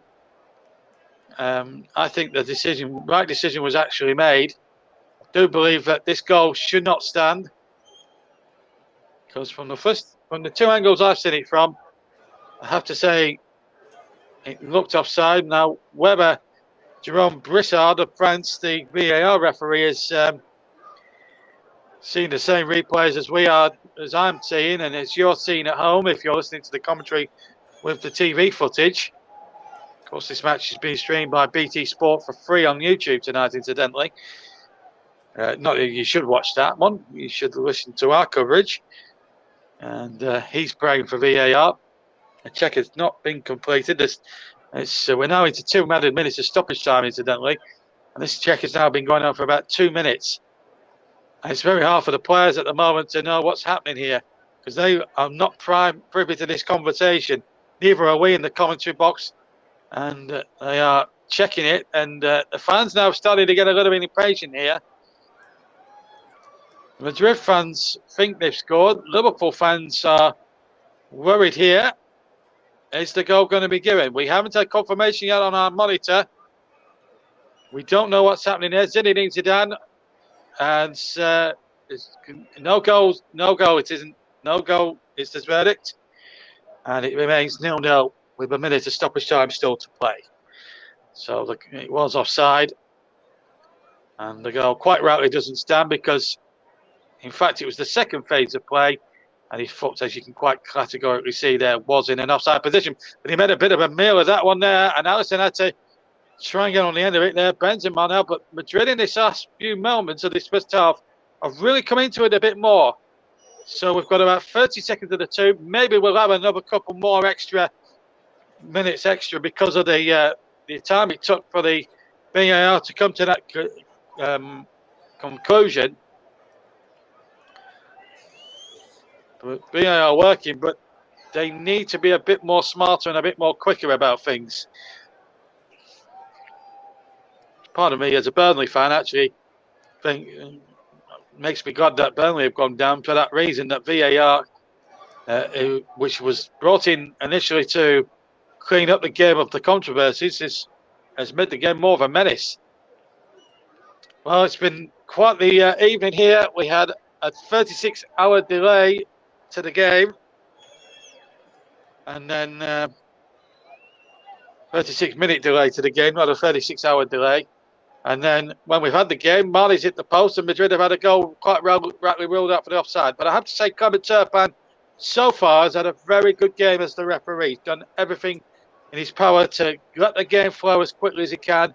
Has not been afraid. Has not been afraid just to let it go when other referees could have easily dived in and given free kicks for this and free kicks for that. He's handled it superbly. Alexander-Arnold bustled him off the ball. There was no foul there. Vinicius Junior complains, but the referee again was right. Alexander-Arnold used his strength there in defending.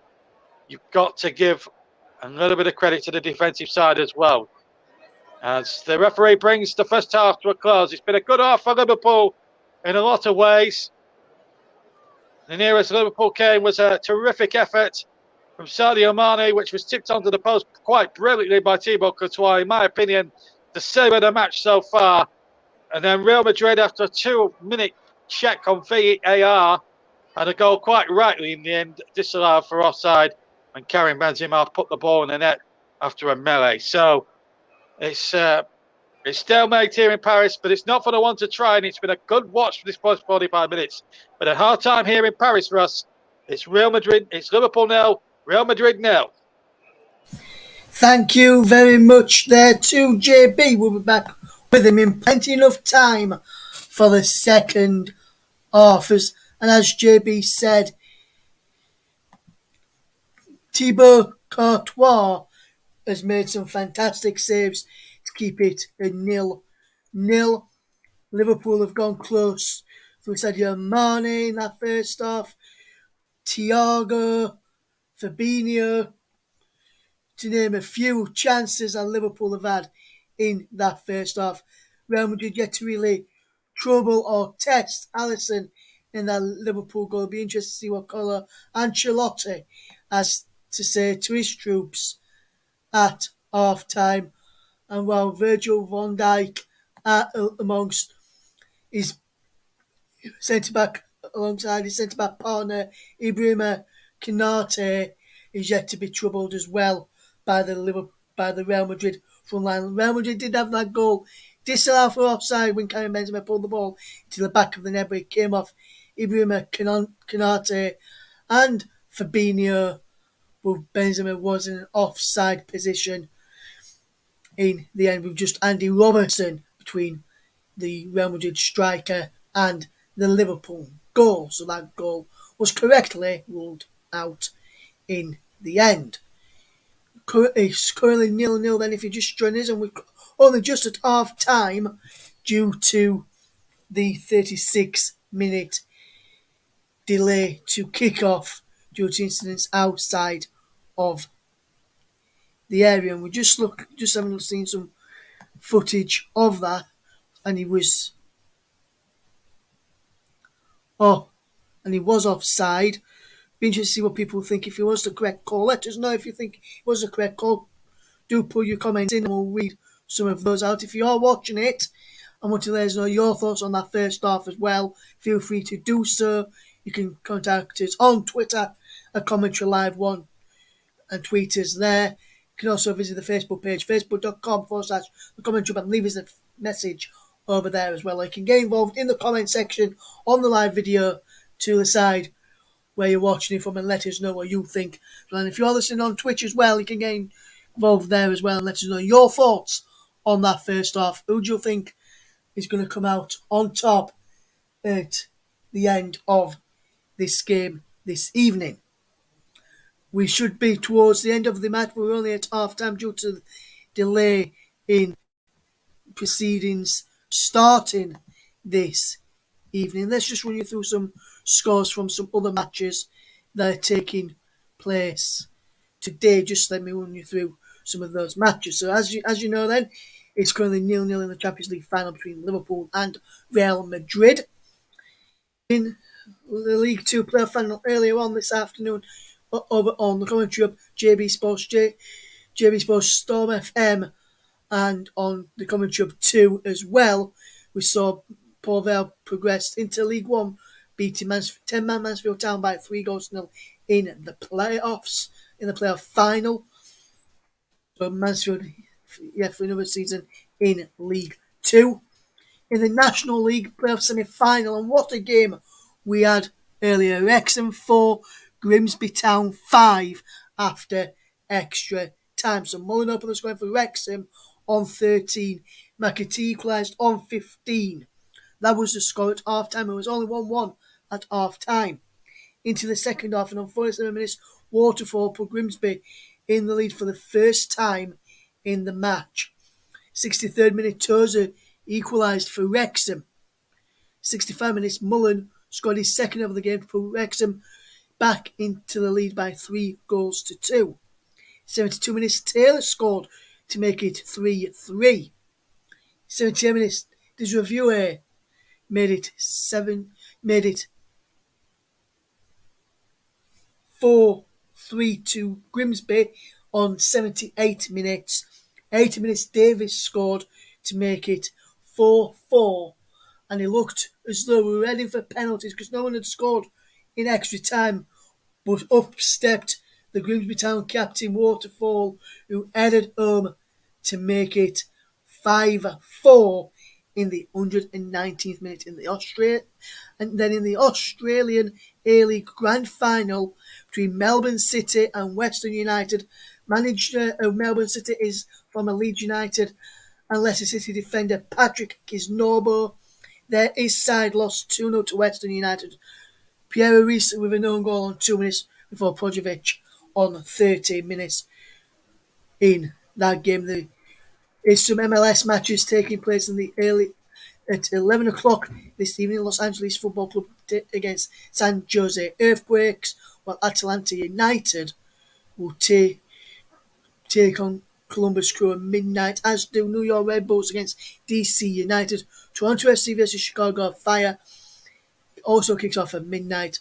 Half past midnight is Montreal against FC Cincinnati, New England Revolution v Philadelphia Union, while Orlando City take on FC Dallas, also at 12:30.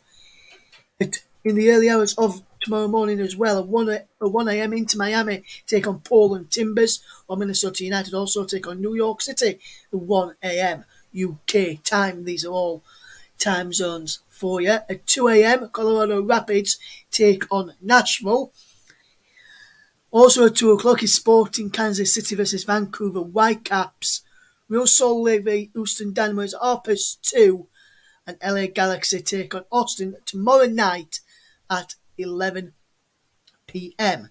If anyone wants to know which matches are on TV in the UK for the MLS matches, you can do so by tweeting and sending me a message.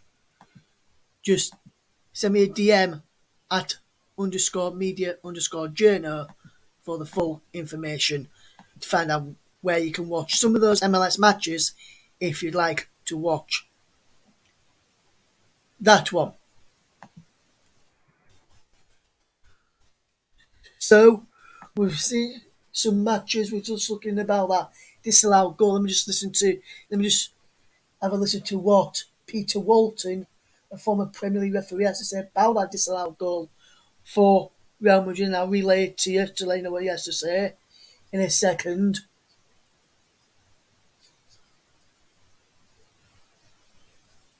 We'll find out in a minute why that goal was disallowed, and we'll get to.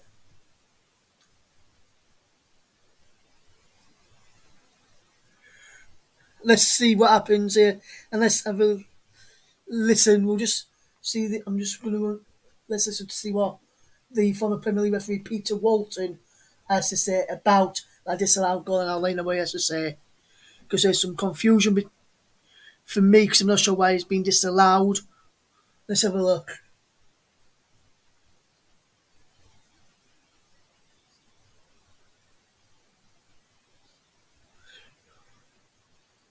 Just,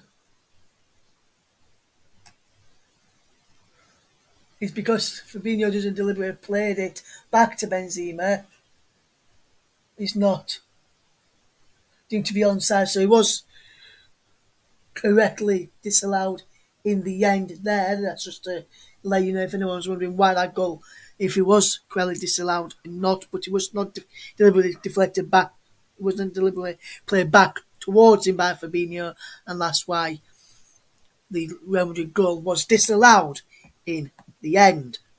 Be interesting to see if Eden Hazard comes on in the second half and for Real Madrid and whether they can get Toni Kroos and Luka Modric into the side in the second half who have been really not really in the game much. Also Casemiro as well. Be interesting to see if anyone goes to the benches at half time and who I'm not sure if anyone will as of yet. Eden Hazard is on there for Real Madrid, Marco Asensio, Marcelo, Lucas Vazquez as well, Gareth Bale, Denis Ceballos, also on the bench, as is Isco. Just some of the names on the bench there as well. As for Liverpool, some of their players on the bench who could potentially come on and cause a few problems in the outfield department. That who's on the bench this evening is Naby Keita, James Milner, Bobby Firmino, Joe Gomez, who can get forward from the back and put decent balls in, and could also be an handful from defences. Alex Oxlade-Chamberlain as well is another one. Joel Matip, another aerial presence from corners. So it'd be interesting that's if that's going to be a good place for it all to get underway for Liverpool in the second half, and Real Madrid will approach the second half as well. It'll be interesting to see if that is going to be how things go. If you're just tuning into us and wondering why we're not in the second half and why JB's not on air at the moment, that is because we did have a delay to proceedings for the game due to the proceedings being delayed, and that is due to things happening outside of the stadium in the end there. So be very interesting to see what happens in the second half and whether that will have an effect on any of the teams. Because at the moment, in my opinion, from what I've been watching and from what I've watched in that first half, I think the delay of the game is having an effect on both sets of players, in my opinion, in that from that first half. So it'll be interesting to see if they can shake off that bit of problem that they had in the first half come the end of the game. Be interesting how that will unfold, and it'll be interesting to see if Real Madrid can get, as I mentioned, the likes of Luka Modric, Toni Kroos into the game more often, Vinicius Junior as well, Lucas Vazquez on the bench as well. Be interesting if he comes on for them. Gareth Bale too. Wonder if he'll come on for them in the second half and try and cause Liverpool a few problems like he did in the past when he played in England with Tottenham Hotspur, did Gareth Bale, and he caused Liverpool a number of problems back in the day, and I'll be hoping to try and do same again this evening with his current side Real Madrid in the second half if he is brought on by Carlo Ancelotti come the end of during the second half, or even if we go into a thing which I'm not going to mention in case so I don't put any mockers on it, but I think a lot of people know what that is going to be. The teams are getting ready to come back out any second now, and we'll be handing over to your commentator for the second half any second now as well. So we'll get ready to turn back to your commentator in a moment or so. We're ready to turn back to JB in a second. The teams are getting ready to come back out. I can see the officials and Ancelotti, their Liverpool players just coming back out of their out of the dressing room into the tunnel. Jurgen Klopp there, Virgil van Dijk, Fabinho too, as the Real Madrid subs bench come back out first while the two players get ready. The rest of the subs and some of the back rooms, the sub goalkeeper there's Carlo Ancelotti leading some of the substitutes out, and then the officials I can see following them in the background. So with that further ado, let's hand you back over then with the teams getting ready to come back out for the second half. He remains goalless at the moment. Will we see a goal in the second half, or will we go all the way to the penalty kicks in the end? The players are just going to come back out. He's back over to guide you through the second half. He's over to you, JB. Thanks, Russ. Welcome back to Paris, everybody. 0-0 here. Clement Turpin just coming through there as the teams get to reconvening for this second half. It was a good first half. Didn't bring any goals. That is for sure.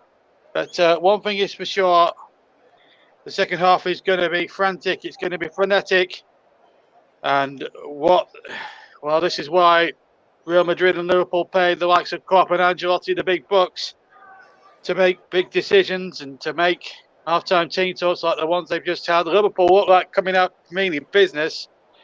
Real Madrid very leisurely in their approach, but I can just tell there that Liverpool have been fired up for this second half. They've certainly had the better of things, and despite the fact that Real Madrid have put the ball in the back of the net, Jordan Henderson just giving the lads one last little pep talk before they get out onto that field. 45 minutes potentially away from winning the European Cup. Liverpool, if they can just nick a goal in that second half.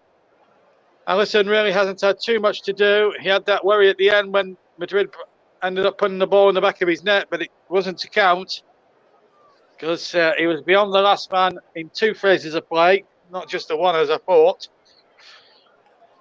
Mr. Turpin, the referee, has had a good game. I think he deserves a lot of credit so far. Let's hope he has a good second half as well. Just to remind everybody, if you didn't hear from us at half time, that if it does end a draw, we will go to extra time. If it's level after that, penalties, and we will be bringing you the trophy presentation at the end. It is the European Cup final, and I would assume that will be the key. But it's Liverpool. It's Real Madrid in white to get us away. They're going to be attacking the end where their supporters are to my left. Liverpool, need I tell you, all in red. They're going to attack the goal away to my right where all their supporters are.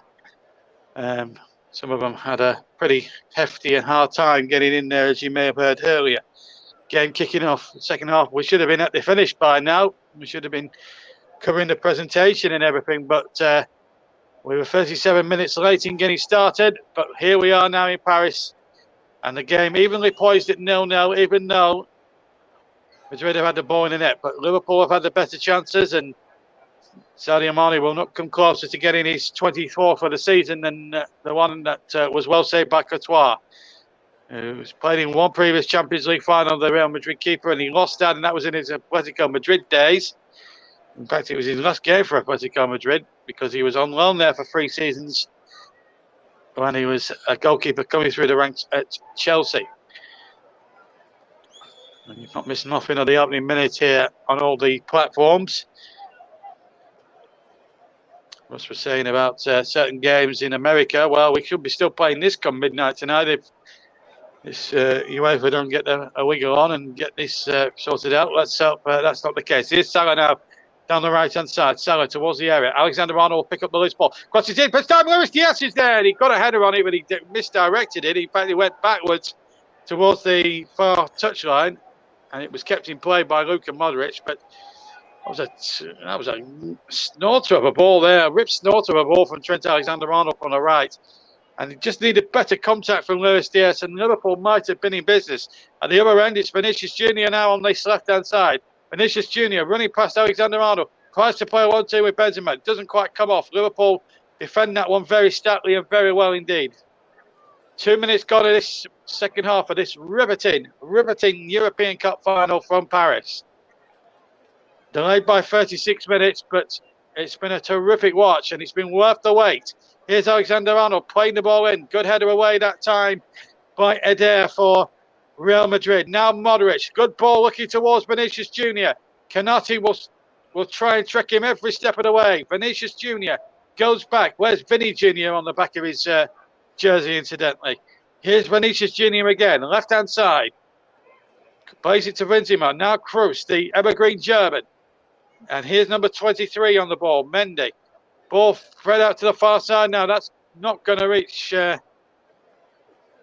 Carvajal. Modric does that position now. Carvajal has it. Real Madrid starting his second half really well. Almost like they've ended the first half, really, in a lot of respects. It's been an interesting game thus far.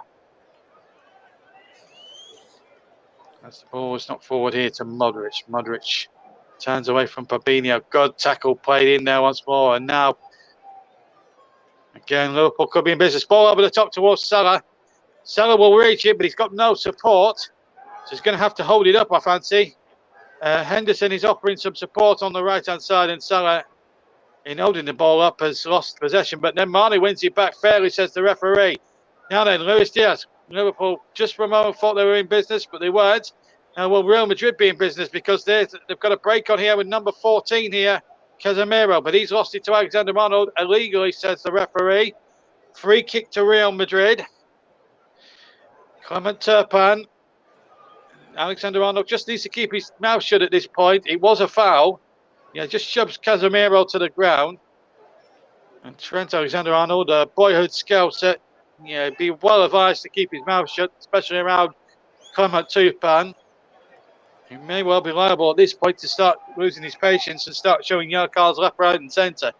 So far, there's not been one player booked. It's been a very clean European Cup final in terms of dirtiness and challenges and goodness knows what else. But not seen too many free kicks, really.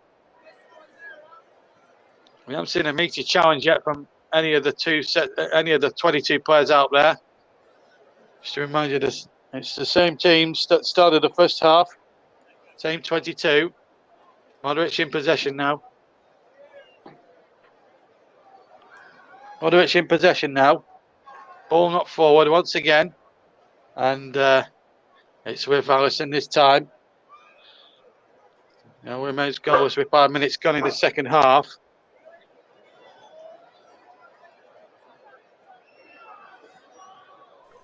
Just appear to have lost JB there for a second. I'm back. He remains scoreless, though. Back over to JB. He's back. Yes, he's back. 5 minutes gone. Just having one or two technical difficulties, but we're back. 0-0. And the ball off Luis Diaz for a throw-in to Real Madrid. And it's been a a real tester so far for everyone inside the stadium so far. It's been a tough old night, but it's still 0-0 as we now hit a good start of the second half now. 5 minutes played in the second half, just over in fact, and it's been an amazing circumstance here that we haven't had a goal, because we've seen some really good play, especially from Liverpool in this second half. But tiredness is going to creep into it as the second half trundles by, and we'll just have to see what does happen there. As Konate has possession for Liverpool. Konate goes past his man, and here's Fabinho now. And it's amazing to know that it's still 0-0 in this game. It's been a fantastic watch. Just needs a goal potentially to light the blue touch paper if possible. Here's Salah now down the right hand side. Salah's cross is a good one, but it fades. Luis Diaz in the penalty area. There are substitutes that they can bring on at any one time. I think it's 5 substitutes now. I'm not quite sure. I think the ruling is 5 substitutes. I'm not sure. It was for the FA Cup final and the next one in extra time. But one thing's for certain, substitutes are going to play a key part, certainly in this second half. Madrid have got match winners, and certainly you've got the likes of Diego Jota on the Liverpool side to come in as well. So anything is still possible. Diaz has done really well there. The ball goes back, still 0-0. This is a good final, this. It just needs a goal. Henderson touches it back to Fabinho. Fabinho now looking to track towards halfway if he can. Feeds the ball out. It's in no great direction, unfortunately, and straight into the arms of Thibaut Courtois. But one thing is for certain, this final is starting to come alive slowly but surely. And Madrid have really woken up from their slumber in the first half and have really now starting to play a key part in this final. They haven't, crucially at the moment from a Liverpool point of view, tested Alisson all that much. So that is probably a positive really for Liverpool. But Liverpool tonight have looked very comfortable. They've not looked intimidated on the ball in any way, shape or form. That's a good ball now into the path of Luis Diaz. Only Salah in the penalty area. Diaz on the left-hand side. He'll take on Luka Modric. Modric backs off. Mane shoots, hits the defender. Comes to Alexander-Arnold. He can hit them. Shot comes in. Right-footed. It was charged away. Alexander-Arnold wins the ball back fairly. Referee again, allowing the game to flow. I'm enjoying this refereeing from Clement Turpin. I've really enjoyed the way that he's reffed this game. And it's given the game every chance to breathe and every chance to flow. Loving this refereeing from Clement Turpin so far in this game. Usually I criticise a referee at this point. Not tonight. Clement Turpin has been brilliant. Liverpool in possession, midway inside the Madrid half, and in comfortable possession with Fabinho. Thiago now takes possession. Left-hand side. Goes from left to right flank, and it's Trent Alexander-Arnold. Henderson infield. Looks to get Alexander in behind. Gets the cross in. Good cross into the area. Turned away by Thibaut Courtois. Liverpool still laying siege. Ball played in. And Alexander-Arnold trying to change the lost course. Can't change that particular lost course. The ball harmlessly runs out of play. And Madrid survive. It's a goal kick for them. But it's a good ball in there. And it just needed Diaz really to gamble inside that penalty. Robert Thiago to gamble inside.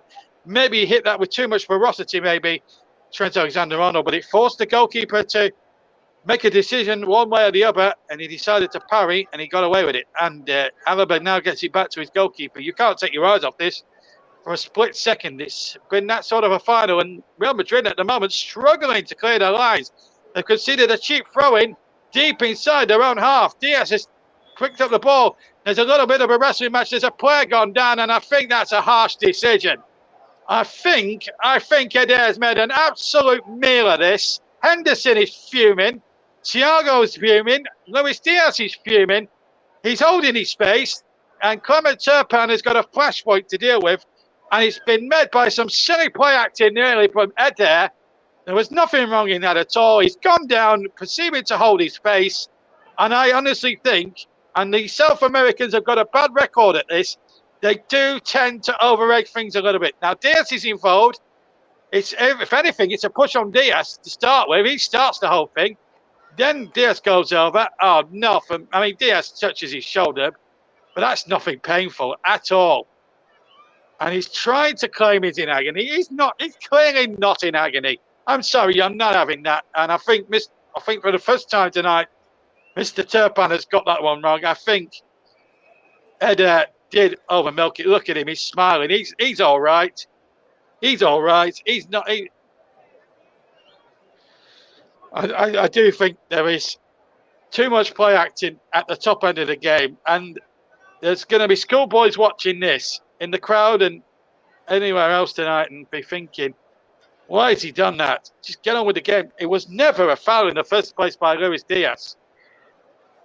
And one can understand the anger of the Liverpool players at this point. I don't even think he needed treatment. I just think he did that to buy the free kick, which he did. I think that's the first poor decision that Mr. Turpin has made this evening. Other than that, he's had a good game. But the supporters now from both sides are now whipping up a real frenzy. Madrid away to my left and Liverpool away to my right. Offside flag given, despite the fact Van Dijk had won the header. Free kick to Liverpool. Good spot there by the linesman. On the far side, Nicolas Danos, very experienced linesman, French linesman. Here's Henderson trying to knock the ball around the corner. And once again, Liverpool looking to lay siege and break this deadlock. Still 0-0. Salah with a cushioned headed into the path of Fabinho. Fabinho does well, gets it over halfway. And it's really going hell for leather here. Henderson now runs at his man, looks for Salah. Salah towards the edge of the area. Alexander-Arnold plays it in there. Salah inside the box. Block. Salah again blocked. They claim handball. Mr. Turpin is saying no. They'll check it on the VAR.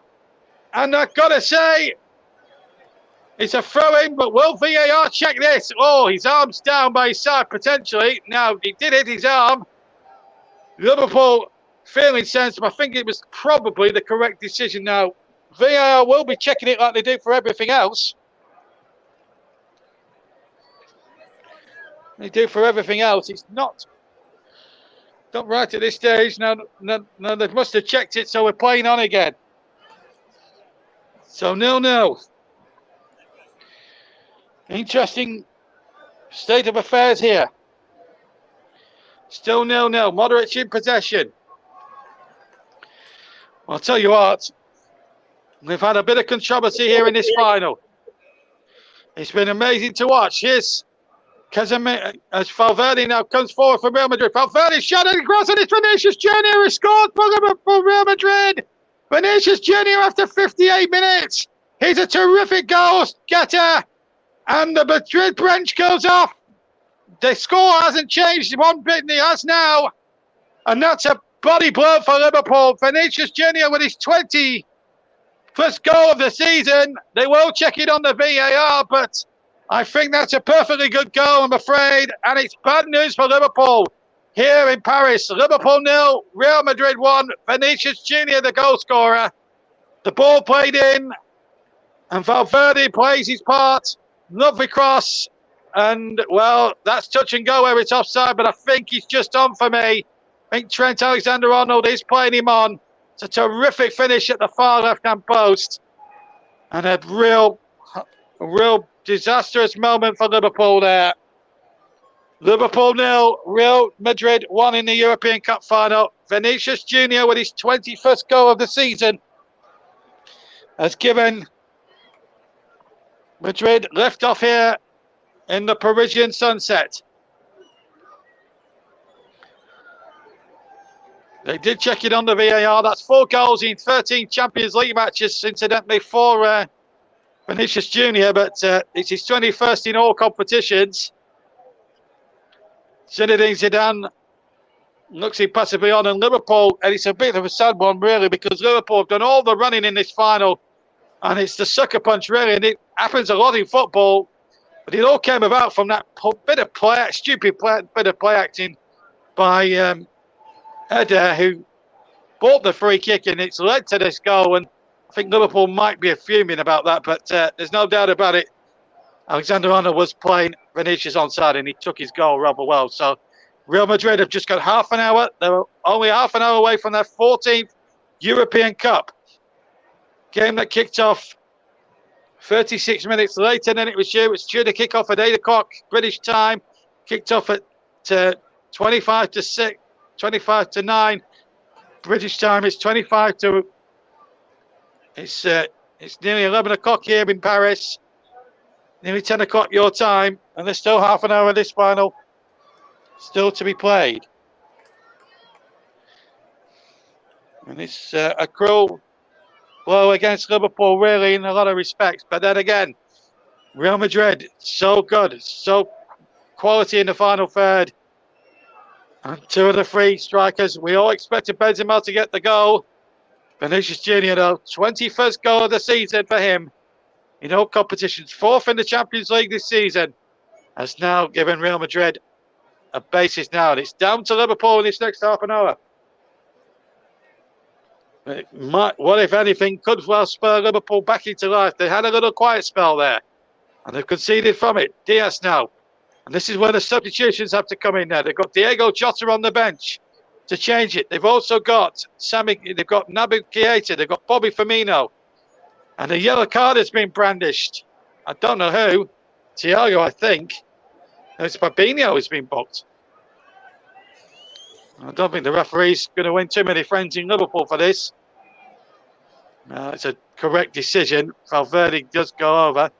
It's a fair enough decision, I know. I have to say, Valverde does make a bit of a meal of it. There's no need to roll around 6 or 7 times. You've got the free kick. You've got the player yellow carded. Why roll about 6 times? It is a foul.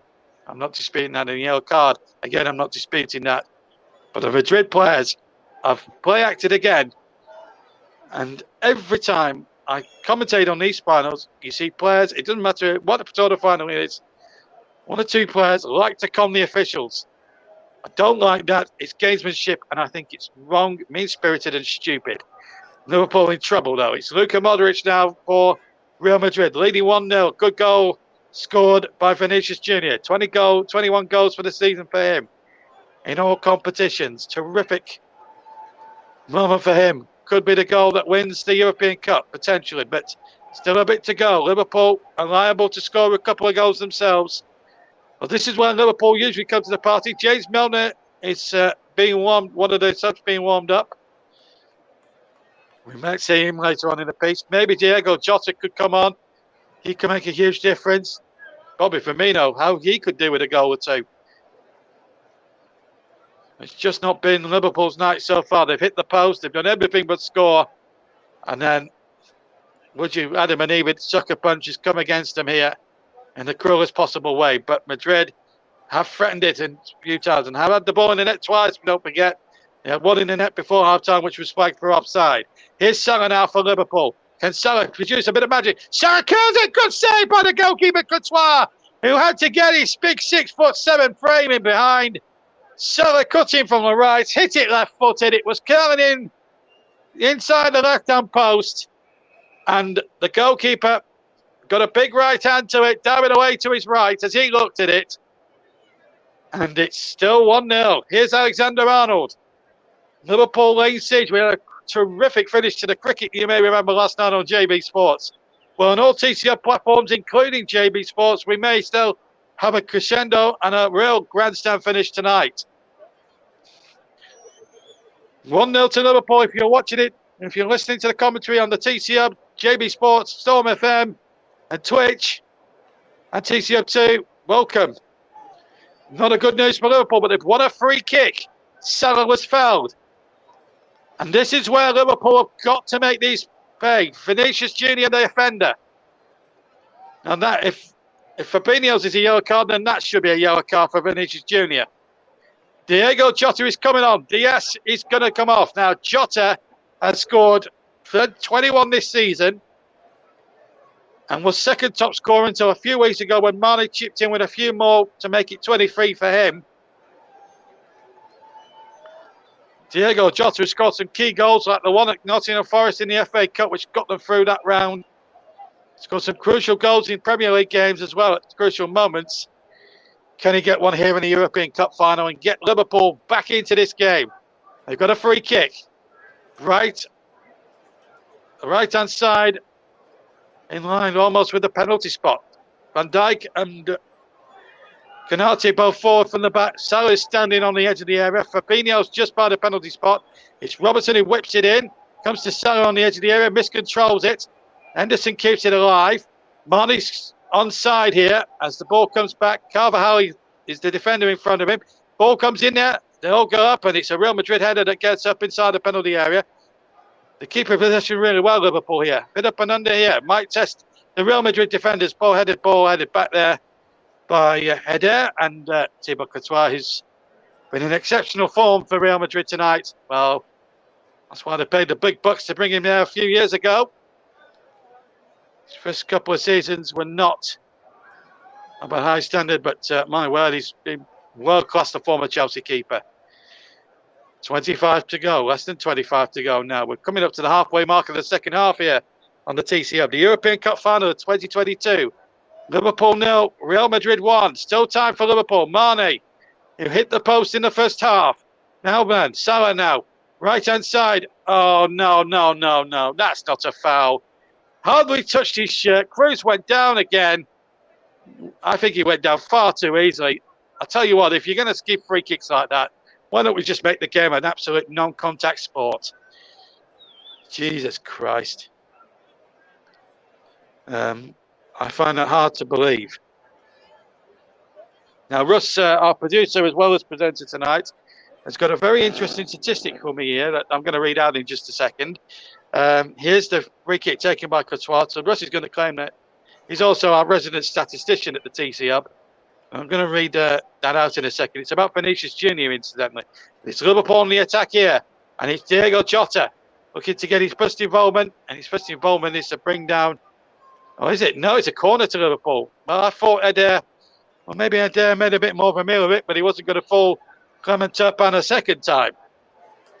So Liverpool have a corner. Can they get back in this European Cup final? He's only 21 years old as well. Vinicius Junior, Russ also tells me. Anyway, here comes the corner. In it goes towards Jota, but it's headed away. This is where Real Madrid have got to show some defensive stoutness. They're not renowned, Madrid, for their defensiveness. They're renowned for their good attacking play, but they've got to concede another corner. Just a quick word on that, Matt. He's been involved in 10 Champions League goals this season, as well as the 4 he scored. He's assisted on at least 6 occasions as well this season. Of course, 21 years old. He's a very young player, isn't he, in terms of footballing terms. Right, corner taken by Robertson. Up goal the headers. Canati was up there. Fabinho battling on the edge of the area. There was a bit of jostling going on. Mr. Turpin let it go. Quite rightly so. Vinicius Junior with the Mohican-style haircut loses possession. Salah is onside. Salah turns back. Henderson lays it in towards the back post. Jota is up. Jota heads it back. Salah is there! And the goalkeeper's there too! And a terrific save again. May have been an acute angle. It may have been nigh on impossible for Salah to score at the back and the far right-hand post. But having said all that, Liverpool are still creating chances. But Thibaut Courtois is having a magnificent game. And of course, I've got to select a man of the match in association with commentary services. And I'll tell you what, Thibaut Courtois has got to be up there in the reckoning for player of the match. He's pulled off some world-class saves tonight. Been very impressive. Here's Trent Alexander-Arnold. 20 minutes to go, or 21 minutes to go. We've had 69 minutes. We're well past the halfway mark of the second half. Time is not on Liverpool's side. They need to score, ideally in the next 5 minutes maybe, to give themselves a chance to win it before the 90 minutes are up. But just let me remind you, in 1999, Manchester United were trailing with 2 minutes to go in Barcelona, and we know what happened there. Liverpool were 3-0 down at half-time in 2005, scored 3 in 10 minutes. Here's Alexander-Arnold. That's not a good cross. All out of play, it's a goal kick. So still, it can be done for Liverpool. This was the chance again. Header back was brilliant from Jota. I think it would have took a lot there to beat the goalkeeper. Yeah, and he was trying to knock the ball back, I think, towards Mane, in actual fact. So it would have been a very nigh on impossible even to sell as a score from a very acute angle like that. Courtois pulled off a magnificent piece of goalkeeping. Real Madrid just shaded it slightly on possession.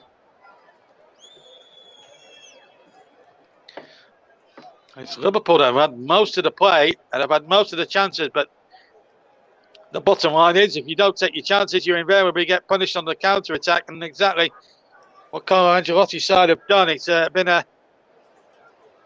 I thought it might have been an open game. It has been a bit cat and mouse tonight, but in a good way, because Real Madrid, we all expected them to turn up and play their normal game. They haven't. They've been very contained in their play. And here's Vinicius Junior towards the area. Konate stuck to him like super glue.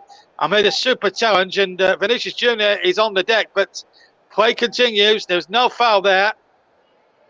And here's Mane. Can Liverpool save themselves? 19 minutes to go. Mane now, still full of running. He grins a throw-in. Remember, he scored in that final in 2018. He scored to make it 1-1. This is the challenge from Konate. How important could that prove to be if Liverpool were to get back in to this final? A trailing 1-0, remember. Vinicius Junior on the hour mark. And here's Luka Modric. Liverpool just can't get into this game. They can't create a chance. That's a foul. Clumsy challenge by Virgil van Dijk on Karim Benzema. So a free kick. And Virgil van Dijk accepts the decision with very good grace, it has to be said. So, and Carlo Ancelotti, who endured a very unhappy time at Goodison Park, beat Liverpool in his one and only Mersey derby. And here's the ball played in. Vinicius Junior's crept in behind, but out came Alisson like a flash of lightning and took that beautifully. No time to waste. Liverpool, 18 minutes plus stoppage time away from being runners-up for the fourth time in European competition, in the European Cup. Lost in 85 in that black night in Heysel. 2007 against AC Milan. Having beaten them beaten the same opposition, Liverpool, 2 years earlier. And then in 2018 against Real Madrid. Who could forget that Gareth Bale bicycle kick? What a goal that was that night. Terrific goal. Here's Robertson now for Liverpool. Have Liverpool got a bit of magic left in themselves? Still time for 2 goals. That could turn this final on its head. Liverpool still involved. Trent Alexander-Arnold, he gets in now. Did a good tackle. That's a fantastic tackle by Farhad Mendy. Terrific play. And Trent Alexander-Arnold, look, he gets the ball quite easily. And his momentum takes it into Trent Alexander-Arnold. So it wasn't a foul. 73 gone in this European Cup final. It's ball played in there. Mane inside the area, loses control. And Liverpool lose possession now, and it could be a chance there. But Liverpool trying to keep the ball alive at the moment. And Thiago with a header back. Now Robertson, Jota controls it with the chest. Jota towards the edge of the area. Good running by him. Robertson trying to keep it alive. Thiago now. Henderson, who can hit them. Can they get Trent Alexander-Arnold on one of these crosses? He plays a low one in. It wasn't a good cross. They played out to the right-hand side. Mane's drifted out to the right. Alexander-Arnold looks to shoot. The ball comes in and Jota just misses the ball. And again, another cross with a lot of ferocity from Trent Alexander-Arnold, which evades the outstretched foot of Diego Jota. Was hit with a bit more ferocity than I think Diego Jota might have possibly expected. Liverpool about to make another substitution, it looks to me. And I think it's going to be Naby Keita, possibly. It's got to be an attacking change at this point now. It can't be a defensive change. Liverpool trailing this match. And that's going to be a throw into Real Madrid. But interesting now, these last quarter of an hour. If Liverpool were to get just 1 goal, we would go into extra time. Failing that, 2 to win it outright. And another foul there, and I think, I'm not sure who that is. I'm not sure if he's play acting or not. Quarter of an hour to go. Tony Cruz there, no help in and out at all. I think Cruz is playing for that a little bit now. We're going to see Bobby Firmino as well, it looks like to me. Yes, Roberto Firmino is going to come on as well. So it's a double substitution, this from Liverpool right now. But it's Real Madrid that are holding the aces in the lead at the moment. Vinicius Junior and Karim Benzema having a bit of a discussion here. There's a Real Madrid free kick. The ball's been left on Benzema, who plays that in there. And it's a chance here, and Liverpool were all at sea in defence and got away with it. Now Jota comes away. They still haven't made their substitutions, by the way. Klopp is waiting to bring them on. This is Jota now for Liverpool. To Robertson. Liverpool needs subbing now in this quarter of an hour that remains. Or 14 minutes that remain, because it's 76 minutes. Flag is up against Vinicius Junior. It will be a free kick to Liverpool, but they've got 14 minutes. We played, as I say, 76 minutes of this final. Still 1-0 if you've just joined us. Goal on the hour mark, scored by Vinicius Junior. And really, that was poor defending to allow Casemiro to get in around the back of your defence. That's not good. So, looks like Jordan Henderson's being withdrawn. Naby Keita replaces him. And we're going to see Bobby Firmino replace Fabinho, who's on a yellow card, lest we forget. So it looks as if Liverpool might go 4 in attack here. They might go 4 in attack at this moment in time. They've got to throw everything forward now as the Paris Cop, away to my right, tries to spare on Liverpool now. Looks like they're going 4 up now. They might as well go for it. There's 13 minutes left to play. 77 minutes gone in this European Cup final. As things stand, Madrid will win their 14th European Champions Cup title. Still 1-0, they lead. Here's Keita, gets his first touch. Van Dijk now, who's taken over as captain. And now finds Konate. Fabinho, Firmino around the corner now. New threat, 11 goals this season, incidentally, for Firmino. Keita has 4. Here he is now on the ball, looking to get Firmino into the attack. Looks like it's going to be a 4 in the attack now. Ball play forward towards Mane. Mane's got Alexander Arnold in his space on the right. Alexander Arnold plays it in. There was an overload at the back post, and Madrid did just enough. But now it's Liverpool going to lay siege. There's going to be a foul here, and who's this now? Fabinho. No, I thought for a moment the referee's going to blow. Fabinho's one of those players that's on a yellow card. And here's Bobby Firmino. Robertson chips it in. Can't find Salah or Mane. I just thought for a moment he was going to blow for a free kick, and maybe Liverpool's nightmares were going to come true then, but they weren't. They've got away with it. Can they get themselves in there? 78 minutes and a half minutes almost played. Liverpool 0, Real Madrid 1. Jota. They need something now. Keita now looking for support. They're 4 up in this attack now. It's Jota. He's burst his way through. Firmino across, and he couldn't find Mane. He was turned away by Adair.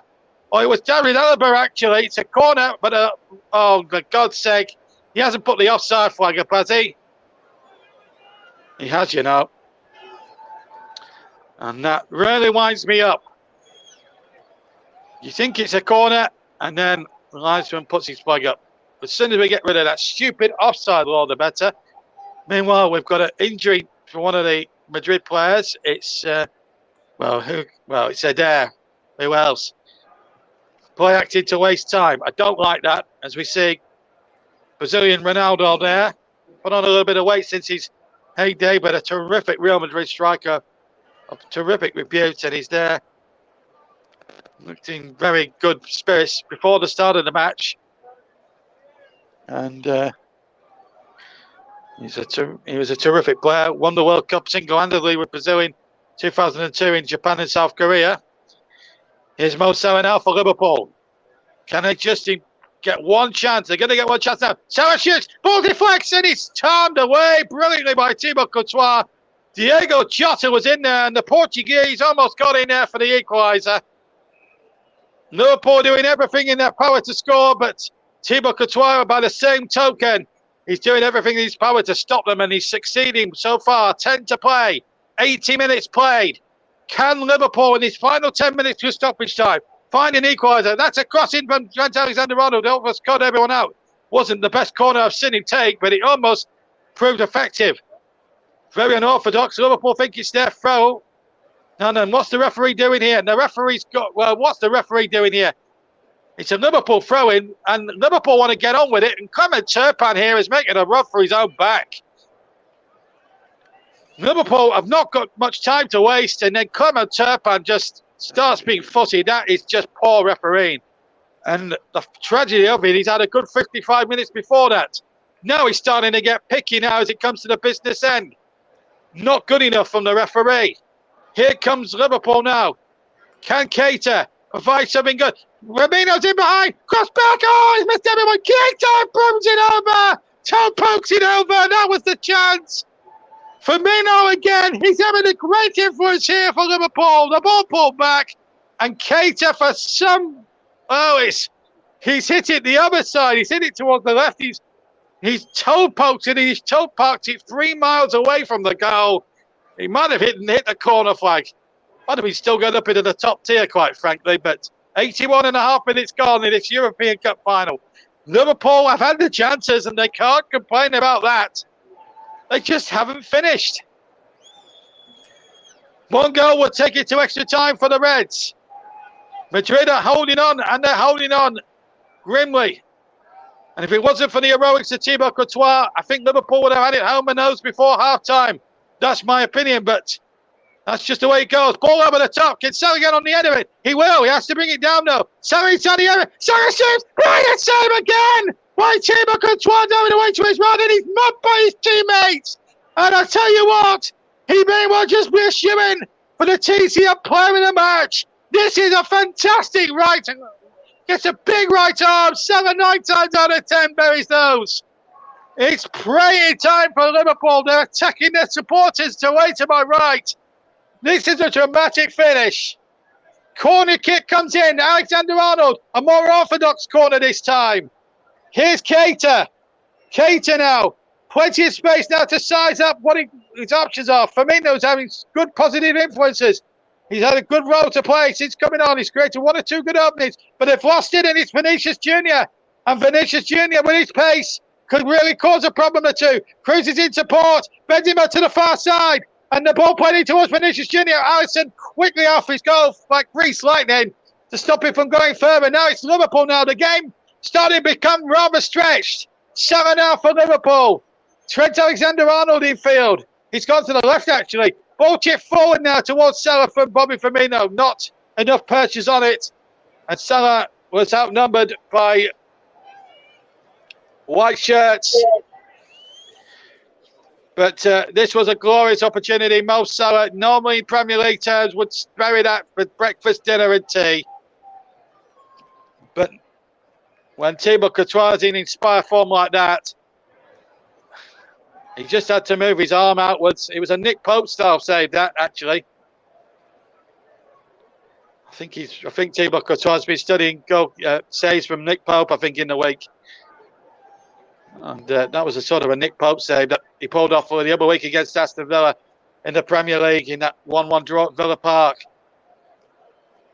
He's kept Burnley in the hunt to stay up until the final day. Anyway, Vinicius Jr. at the other end. He's just going to run it to the corners, I fancy, here.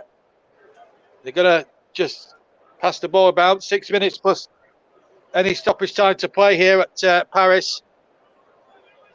And, well, the ball's out of play. And Liverpool trying to get a drink on. Number 25 is going to come on, and that's Camavinga.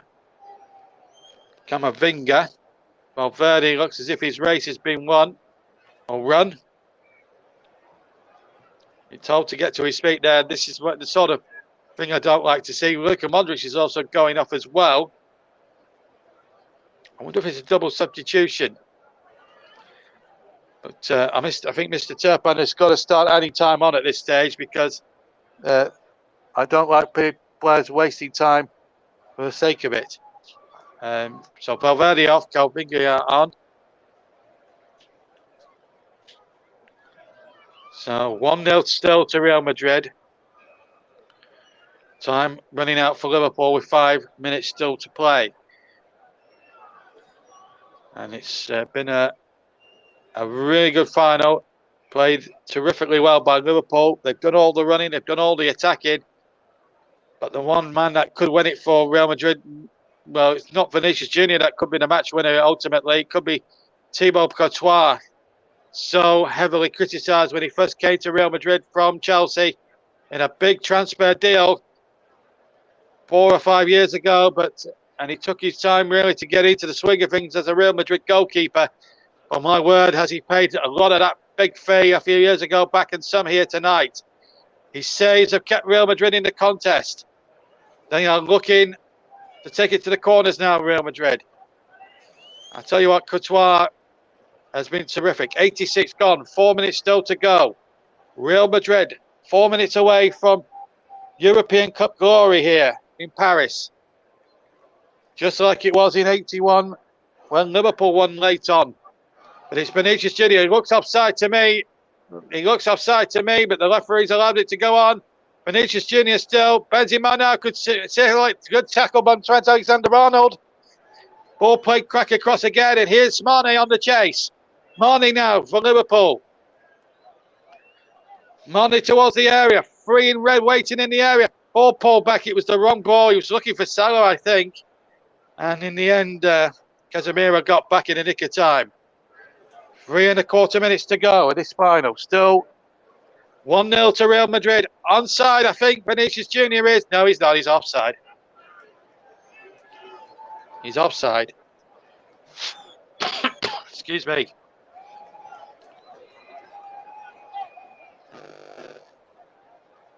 Just seeing that replay again of that tackle there. But now Keita and Mane rather gets the ball in. It's a Liverpool corner. One chance, that's all they need. If they can take one chance, it's extra time. Liverpool will get one chance between now and the final whistle. We've played 87.5 minutes. There are 2.5 to go plus injury time. And Liverpool, by normal standards, have had a successful season. They were chasing a quadruple. They played over 60 games to get this far. They lost out on the league last week. They can't miss out on the European Cup this week. Ball comes in and Thibaut Courtois has done expertly well. And as regards the man of the match, I think you have to be. I think if you're neutral watching it, I think the neutral choice would have to be the Real Madrid goalkeeper. I'm going to give the player of the match, sponsored by the commentary services, to Thibaut Courtois because I think he has had an exceptional match. He's made 4, maybe 5 outstanding world-class saves. He has just performed magnificently. He's saved terrifically well on several occasions from Mo Salah. Dani Ceballos, the former Arsenal player, about to come on. So Thibaut Courtois is my player of the match, sponsored by commentary services. He has played out of his skin. And that last save, it was Nick Pope-esque. Let's put it that way. But Thibaut Courtois, a man initially belittled in Madrid at the start of his Real Madrid career. Didn't help him, of course, at the start because he was an Atletico Madrid player for 3 years. But tell you what, he's paid back a lot of dues tonight if it wins them the European Cup. They talk about Vinicius Junior being the match winner, but the real match winner tonight, definitely Thibaut Courtois, player of the match. Well, Luis Figo and Ian Rush brought out the trophy. And it's going to be Luka Modric. He's had his usual marvellous game. And the Croat comes off now. He's had a marvellous career. Certainly in terms of what happened at Spurs and everything else. People said he went for the money. But he's really fulfilled his potential over the years at Real Madrid. I don't think there's any doubt about that. Dani Ceballos, the former Arsenal man, is now on. As we now come to the end here in Paris. As we now go into squeaky bum time at the end of this European final. And what a final it has been. Been played terrifically well by Liverpool, but it could end up being on the losing side. We're into the final minute. We'll get word from the fourth official, Bernard Bastien, the fourth official, how much longer it's going to be. There were 5 seconds from finding out that total of stoppage time. There must be at least 4 minutes, maybe more. 5 added minutes. So here come Liverpool. A little bit of renewed hope. Robertson trying to flick it around the corner. Nodded away once more.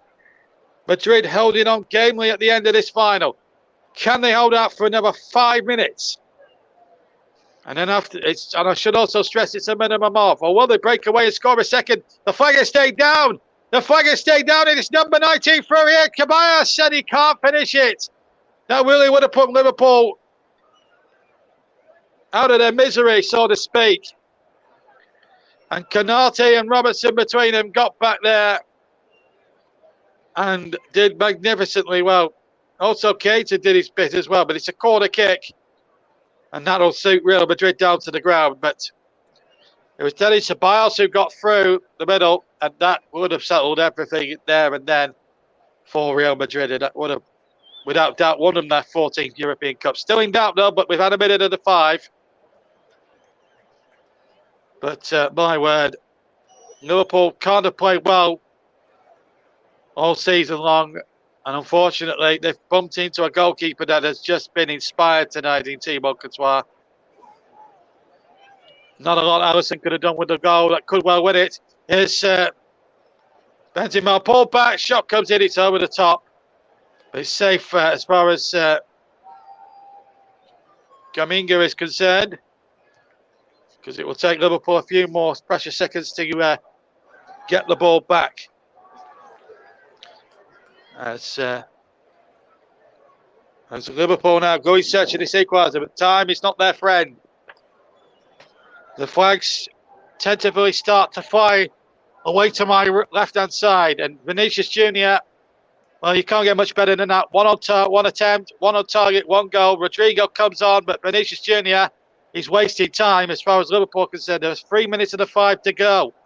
We've had 2 of the 5. And I think if Mr. Turpin has got some wit about him, he'll add a few seconds on for that. As the ball is flooded in there towards Virgil van Dijk. Remember, we've got the playoff final tomorrow between Nottingham Forest and Huddersfield Town. Will we have a finish like that then? Ball played in there. We've got a red smoke bomb behind the Madrid goal going on at the moment. As Jota tangles with possession on the far side. And he's got away with it there. Mane towards the byline. Ball played in there towards Bobby Firmino. Just couldn't be found. Here's Benzema now. It's all barnstorming stuff here. Can Liverpool find a miracle? The miracle of Paris potentially? No, not with fouls like that, I'm afraid, on Toni Kroos. Free kick. 2 minutes of the 5 remain. Liverpool are going to end up runners-up. We will bring you the trophy lift. We were hoping it'd be a Liverpool trophy lift tonight. It could well be. Well, there was a potential shout maybe for handball. No, it hits his chest, to be fair. Looks like Real Madrid's trophy is going to be theirs. They are wasting time now. She's not helping Liverpool scores 1 iota. So a terrible night, really, for Liverpool. I just wonder if that delay affected their confidence. Well, we'll never know the full story of what happened before, but there'll be questions asked about the organisation prior to the final, but I'm not going to talk about that because we've seen a super game of football from a neutral point of view. Of course, being English, we wanted Liverpool to win the tournament, but looks like it's going to be Real Madrid. They are the kings of Europe. They are the original kings of Europe. They won it for the first 5 years on the bounce from 1956 to 1960, Real Madrid. They dominated European football. Won it again in 66, had to wait till 98. Won it 3 years in the bounce in the last decade. In 2016, 2017 and 18. Alisson playing sweeper keeper there. With Ceballos very close at hand. We're now 40 seconds away, maybe less than that now. One last chance. Liverpool must take one last chance. They might as well go for it now. Fabinho keeps possession. Crosses in towards the penalty area. Thibaut Courtois, our player of the match, takes it beautifully, and that should be that, I'm afraid. It's they quadruple died last week. It looks like it's only going to be the cup double for Liverpool this season, but what a season regardless it has been for them. But for Real Madrid, champions of Spain, champions of Europe, it looks like now. So it's just 4 seconds remaining. Clement Turpin, all eyes on him, and he's watched. There's a shirt pull there. That's going to be a free kick. Will there be time to take it? The ball's in the back of the Liverpool net, and the referee will add on time. And there'll be no more. It's all over. And Vinicius Junior's goal, and the goalkeeper Thibaut Courtois has won Real Madrid their 14th European Cup. Hard luck on Liverpool, who played so well and deserves so much better. But when you meet a goalkeeper as quality as Thibaut Courtois was tonight, who was in exceptional form, you just knew it wasn't going to be their night. They went 3 up to try, or 4 up to try and but they just couldn't. And Vinicius Junior's goal on the hour has settled it. But the real match winner tonight for Real Madrid was their goalkeeper. And when the opposition goalkeeper plays well against you, you know full well it's not going to be their night. Liverpool fall short. They've had a very successful season despite this defeat tonight. They've won the League Cup on penalties. They won the FA Cup on penalties. And unfortunately, they bumped into a Real Madrid side who just had too much nous tactically on the night and scored with a brilliant breakaway goal scored by Vinicius Junior, his 21st goal of the season. But the real hero, as Virgil van Dijk tries to hold back the tears, was Thibaut Courtois, who pulled off save after save after save. There was 3 occasions he won that battle against Mo Salah. And Real Madrid win in Paris this evening. It's finished here. I'll be back very shortly for the trophy left. We're going to get Russ Burnham's view on that in just a second. But a terrific night for Real Madrid as the celebrations go. They'll go long into the night in Madrid. But a bad night for Liverpool despite playing well. I'll be back in a few moments for the trophy lift. But it's finished here in Paris as we hand back for the moment to Russ Burnham. Liverpool 0, Real Madrid 1. Real Madrid champions of Europe. Join us shortly for the trophy lift. Back to you for the moment, Russ. Thank you very much there, JB. And just to let people know, the UEFA have released the following statement in the last few minutes of the closing of the game this evening. Ahead of Real Madrid's victory over Liverpool this evening, they say, in the lead up to the game, the turnstiles at the Liverpool end became blocked by thousands of fans who had purchased fake tickets which did not work in the turnstiles. This created a build-up of fans trying to get in. As a result, the kickoff was delayed by 35 minutes to allow as many fans as possible with genuine tickets to gain access. As numbers outside the stadium continued to build up after kick-off, the police dispersed them with tear gas and forced them away from the stadium.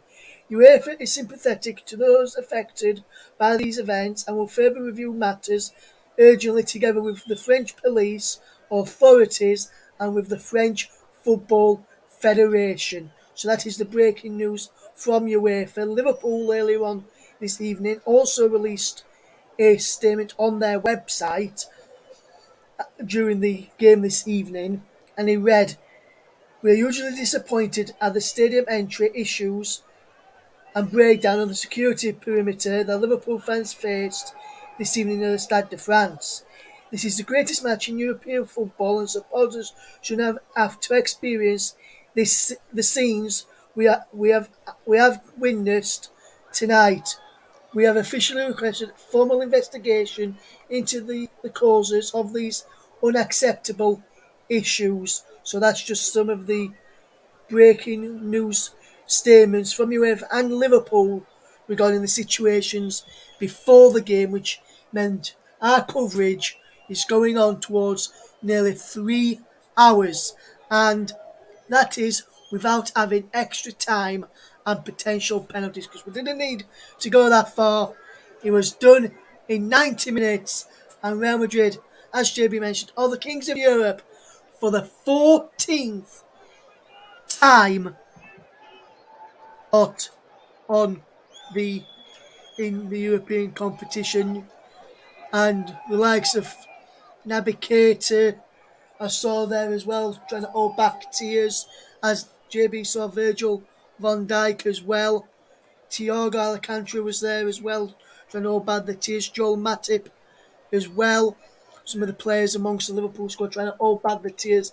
The Real Madrid players are just celebrating, jumping up and down. Karim Benzema there with Fat holding up the number 5 before clapping as well with the captain's armband on. Luka Modric out there, Lucas Vazquez too, Phil Mendy, David Alaba amongst the players out there for Liverpool, for Real Madrid, celebrating with their fans after their beating Liverpool by a goal to nil this evening. We will just take a quick break here on the commentary hub and our official channels just for a few moments, and then when we return, we'll be back in plenty of time for the trophy lift. We're just going to take a quick break at the moment. Join us again very shortly.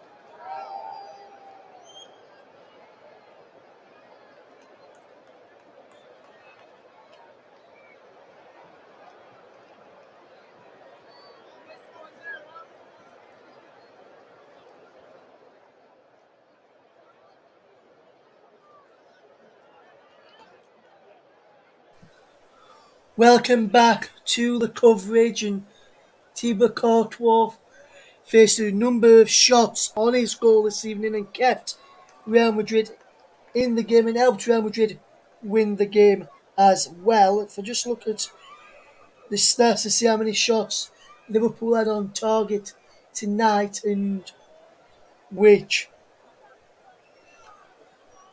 Courtois had to make some fantastic saves upon in that there today.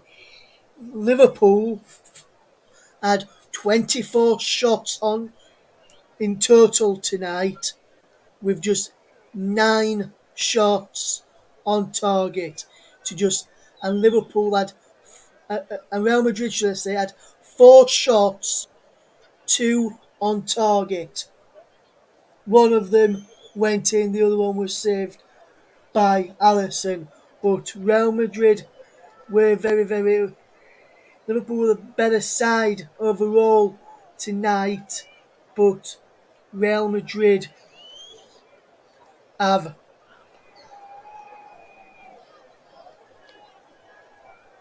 won the game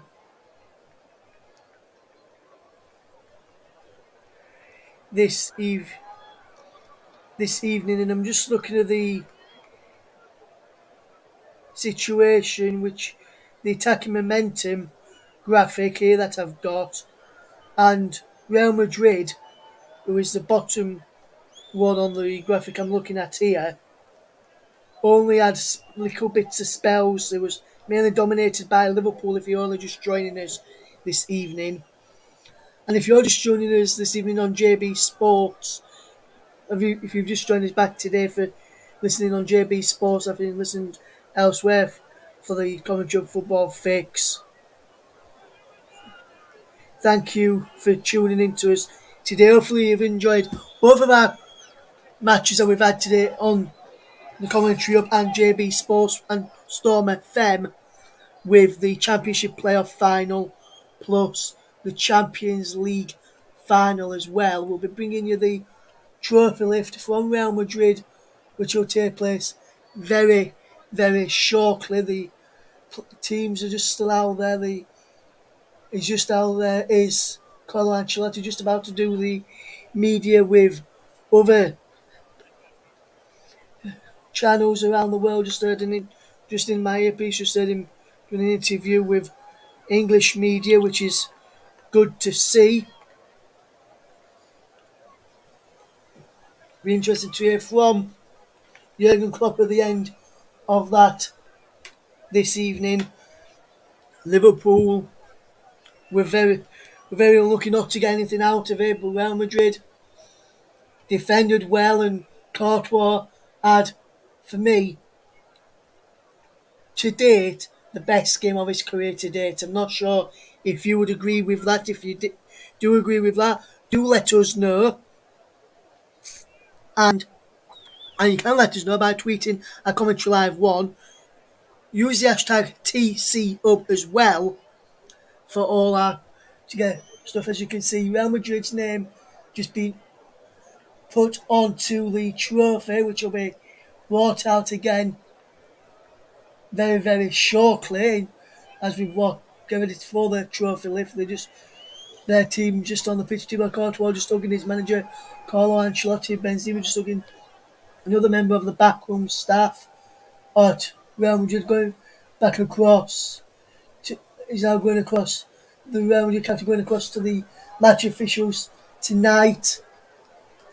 The referee and his assistants, plus the fourth official as well, just shaking hands with them as well this evening, and those behind the scenes from the officials as well as the UEFA delegate, amongst those like Clement Turpin, Nicolas Danos and Cyril Griguet, with Benoit Bastien as well, plus also UEFA delegate Peter Fresque there as well, and probably some of the VAR, maybe if depending if they was on site or whether in a different thing there. And that now leading out the trophy, which will be lifted up by Karim Benzema very, very shortly, is former Real Madrid player Luis Figo, who holds it up in the air with the white ropes on it, puts it down onto the podium, walks across, shakes the hands of the people from UEFA stood up there at the end, including the UEFA delegate, who come up onto the top there at the end, and absolutely, and just shaking the hands of everyone from UEFA there. It's Luis Figo as he walks down now and goes to give a hug to some of the Real Madrid players. And now with the officials getting ready to go, walking through the Guard of Honour to go up to get their medals right now, let me hand back over for the trophy presentation to your match commentator who guide you through the 90 minutes. It's back over to you, Mr. JB. Thanks, Ross. Welcome back to Paris, everybody. Well, it wasn't to be for Liverpool, but they are going to have a guard of honour from Real Madrid in a second or two. The officials, led by the referee, Clement Turpin, who had a good 55 minutes tonight, and then was very poor in one or two of his decision-making earlier on. Didn't think he was good enough in the last half an hour. But they're getting a guard of honour from the winners. But I didn't think some of the officiating covered themselves in glory tonight, I have to be honest. But there you go. They received their mementos from the presentation party, which includes the UEFA president, Alexander Seferin, who's a lawyer by trade, actually, from Sardinia. As they go through now, as Alexander Seferin, there he is. He's dishing out the medals, incidentally. And smile or two there for the referee. But certainly Thibaut Courtois played out of his skin tonight, and Liverpool couldn't have done much more, to be honest. They played really well in the final, and on another day, would have against different opposition or a different class of opposition, they may have well have won the trophy, but it just wasn't to be for them tonight. But they'll be back The boy by the news that Mo Salah is staying for next season at least, which can only be good news for the fans going forward. But they've had when you look back over the course of the season, they went into these last two games looking to win a quadruple. They ended up with a cup double, which is still quite good. And I think it's still a good season despite defeats. And Jurgen Klopp getting a good round of applause, and that's a nice touch. Jurgen Klopp still in defeat, smiling, taking it on the chin. And they'll go on receive their runners-up medals. Jordan Henderson, the skipper, how well he led his side tonight, even in defeat. Virgil van Dijk, who finished up wearing the captain's armband when Henderson was substituted. But I'll tell you what, it's been a remarkable achievement to even get within 2 games of a quadruple. They may have ended up with 2 trophies, the FA Cup and the Carabao Cup. But at the end of it all, Jurgen Klopp, the Liverpool fans should be proud of their efforts they put in tonight. They just went into a goalkeeper who was just massively inspired on the night, that big 6'7" Thibaut Courtois. As we see Luis Diaz, who was disappointed really on the night getting his medals. Mo Salah had 3 good chances. James Milner there, who didn't get on in the end. Some of the substitutes coming through there. Bobby Firmino came on and had a good effect on things. Fabinho getting a medal there. Gallagher, who was the match winner in the Carabao final 3.5 months ago at Wembley. Trent Alexander-Arnold, plenty of time left in his career. It's hard to think that Alexander-Arnold's only 22, 23 years old. So there's plenty of time for him to still make his mark in a Liverpool jersey. Mo Salah going through there, receiving his medal from Alex Ceferin, the president of the UEFA committee. There's the European Cup with all its white ribbons on there, denoting that Real Madrid are the champions again for the 14th time. These things don't always take a little time now, these ceremonies. Trent Alexander-Arnold there, and Alisson, who didn't have a chance on the goal scored by Vinicius Junior around about the hour mark, which decided it all ultimately. But really, his opposite number at the other end made the saves that counted for Real Madrid, and that's why they've won the European Cup for a 14th time. And now they're going to receive the trophy. Now the captain always goes at the back now, so Karim Benzema will have to trot to the back. And he will be the last person up on the podium to receive the European Cup, of course. When Spiegel brought it out onto the podium and onto the glass plinth. Carlo Ancelotti, what a delight for him.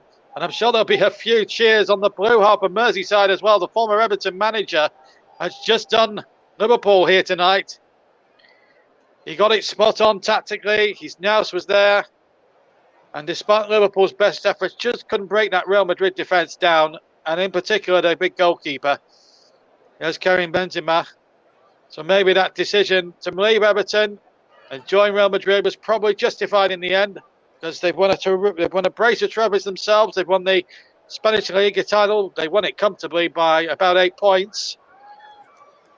And they've won it very, very well. Now they've won this one tonight. They've had to defend to do it. Real Madrid European Cup winning sides and not noted for their defensive nous, but this one certainly will be remembered for that reason, and especially Thibaut Courtois, who's just got his medal now. And wow, Vinicius Junior looking at his gold medal. They get gold medals, incidentally, the winners. The runners-up get silver. It's almost like the Olympic Games, really. No bronze medals awarded. No third place winner. No third place team that comes forward in these competitions. But there's a few of the substitutes going through, getting their medals. And how proud must he be? Must have added a terrific result in the Merseyside derby last season when they won 2-0 at Anfield. And they hadn't won there since 1999. That was the best thing he did for Everton in his 2 years at the club. But this has really topped it now. Real Madrid winners. And in fact, that's Ancelotti's 4th Champions League winner as a manager. He's won 2. He's now won 2 with Real Madrid, 2 more with AC Milan. And he's getting up there to be one of the greatest European Cup winning coaches of all time. In fact, Marcelo is going to lift the trophy, not Karim Benzema. Benzema led the side tonight, but Marcelo is the actual club captain. Maybe they'll hold the trophy together. We'll see. But the gold medals have been dished out from Alex Seferin, the president of UEFA. And what a performance it has been. When you consider Real Madrid, on paper, despite the 41 goals, but here comes Marcelo, receives the trophy from Alex Seferin, the president of UEFA. He breaks the trophy. Now he'll go to the podium, waves to the Real Madrid fans away to my left. He'll go over to his players, to his teammates, whipping up the Real Madrid fans. The Liverpool fans have now long gone. And it's going to be Marcelo who's going to lift the European Cup for the 14th time. Of Real Madrid are going to win it for the 14th time as Marcelo lifts it high to the Parisian skyline. Real Madrid, for the 14th time, are the champions of Europe. They are the kings of the European Cup. Let's not make any mistake about it. They had to earn it the hard way tonight. But my word, if they've earned this, they've done it the hard way. But they've earned it tonight. The Liverpool fans have long gone now into the Parisian skyline. There's the Eiffel Tower in the foreground. Fireworks going off above the stadium. It's Real Madrid's night in Paris. It'll be gay Paris for them tonight. Not so much for Liverpool, I'm afraid. Carlo Ancelotti does it again in this competition. 4 times a winner now. And Real Madrid are the kings of Europe. That is a certainty for sure. They've played terrifically well. They've stuck to their guns, and their goalkeeper was the hero, our player of the match, Thibaut Courtois. So the final score then, as we say goodnight. Well, as I say goodnight here in Paris, and thank you very much. And this is my last game of the season for the TC Hub, and I would like to thank everybody who's backed me this season and given me some terrific games, including this one to commentate. I've really enjoyed my first proper season as a TCO commentator, and I look forward to bringing you more games next year. And I will be back to play some part in the Women's European Championships, which take place in over a month's time from now. But the story here in Paris, on a fantastic night for Real Madrid, Liverpool had all the chances, couldn't beat Courtois. They had one chance, Real Madrid, they took it and win the European Cup for 2022 and for the 14th time in their illustrious history. Winners over Liverpool by a goal to nil. Thank you very much there to JB for excellent commentary throughout the evening's programme, despite just finishing off at 10:55 p.m. UK time. We've been on air over just 3 hours now, and Real Madrid still celebrating, lifting up the trophy with the white silver coins coming down from the sky, and the fans singing with the players, "We are the champions, no time for losers," which rings around the Stade de France. Here's Marcelo, who's probably the last game he's playing for Real Madrid and may have just bowed out with a European Cup. Marcelo running across with his family, with his son, running across with the trophy, running across to the fans. And then he's about to hold it up aloft in front of the fans any second now, which is just done. We are the champions still ringing around, but that's all we've got time for. Thank you to listening to everyone who's tuned into our coverage tonight across the Commentary Hub 2, Storm FM, JB Sports, and also on our Twitch channel as well. If you have enjoyed our coverage, do remember to leave a like, do remember to hit that subscribe button, and do remember to make sure you keep following us for more great commentaries like this one and the one this afternoon. Nicholas Jones will be on air tomorrow with the Championship Playoff Final between Huddersfield Town and Nottingham Forest from all over the team here on the Champions League final coverage. Good night. Good night to you all.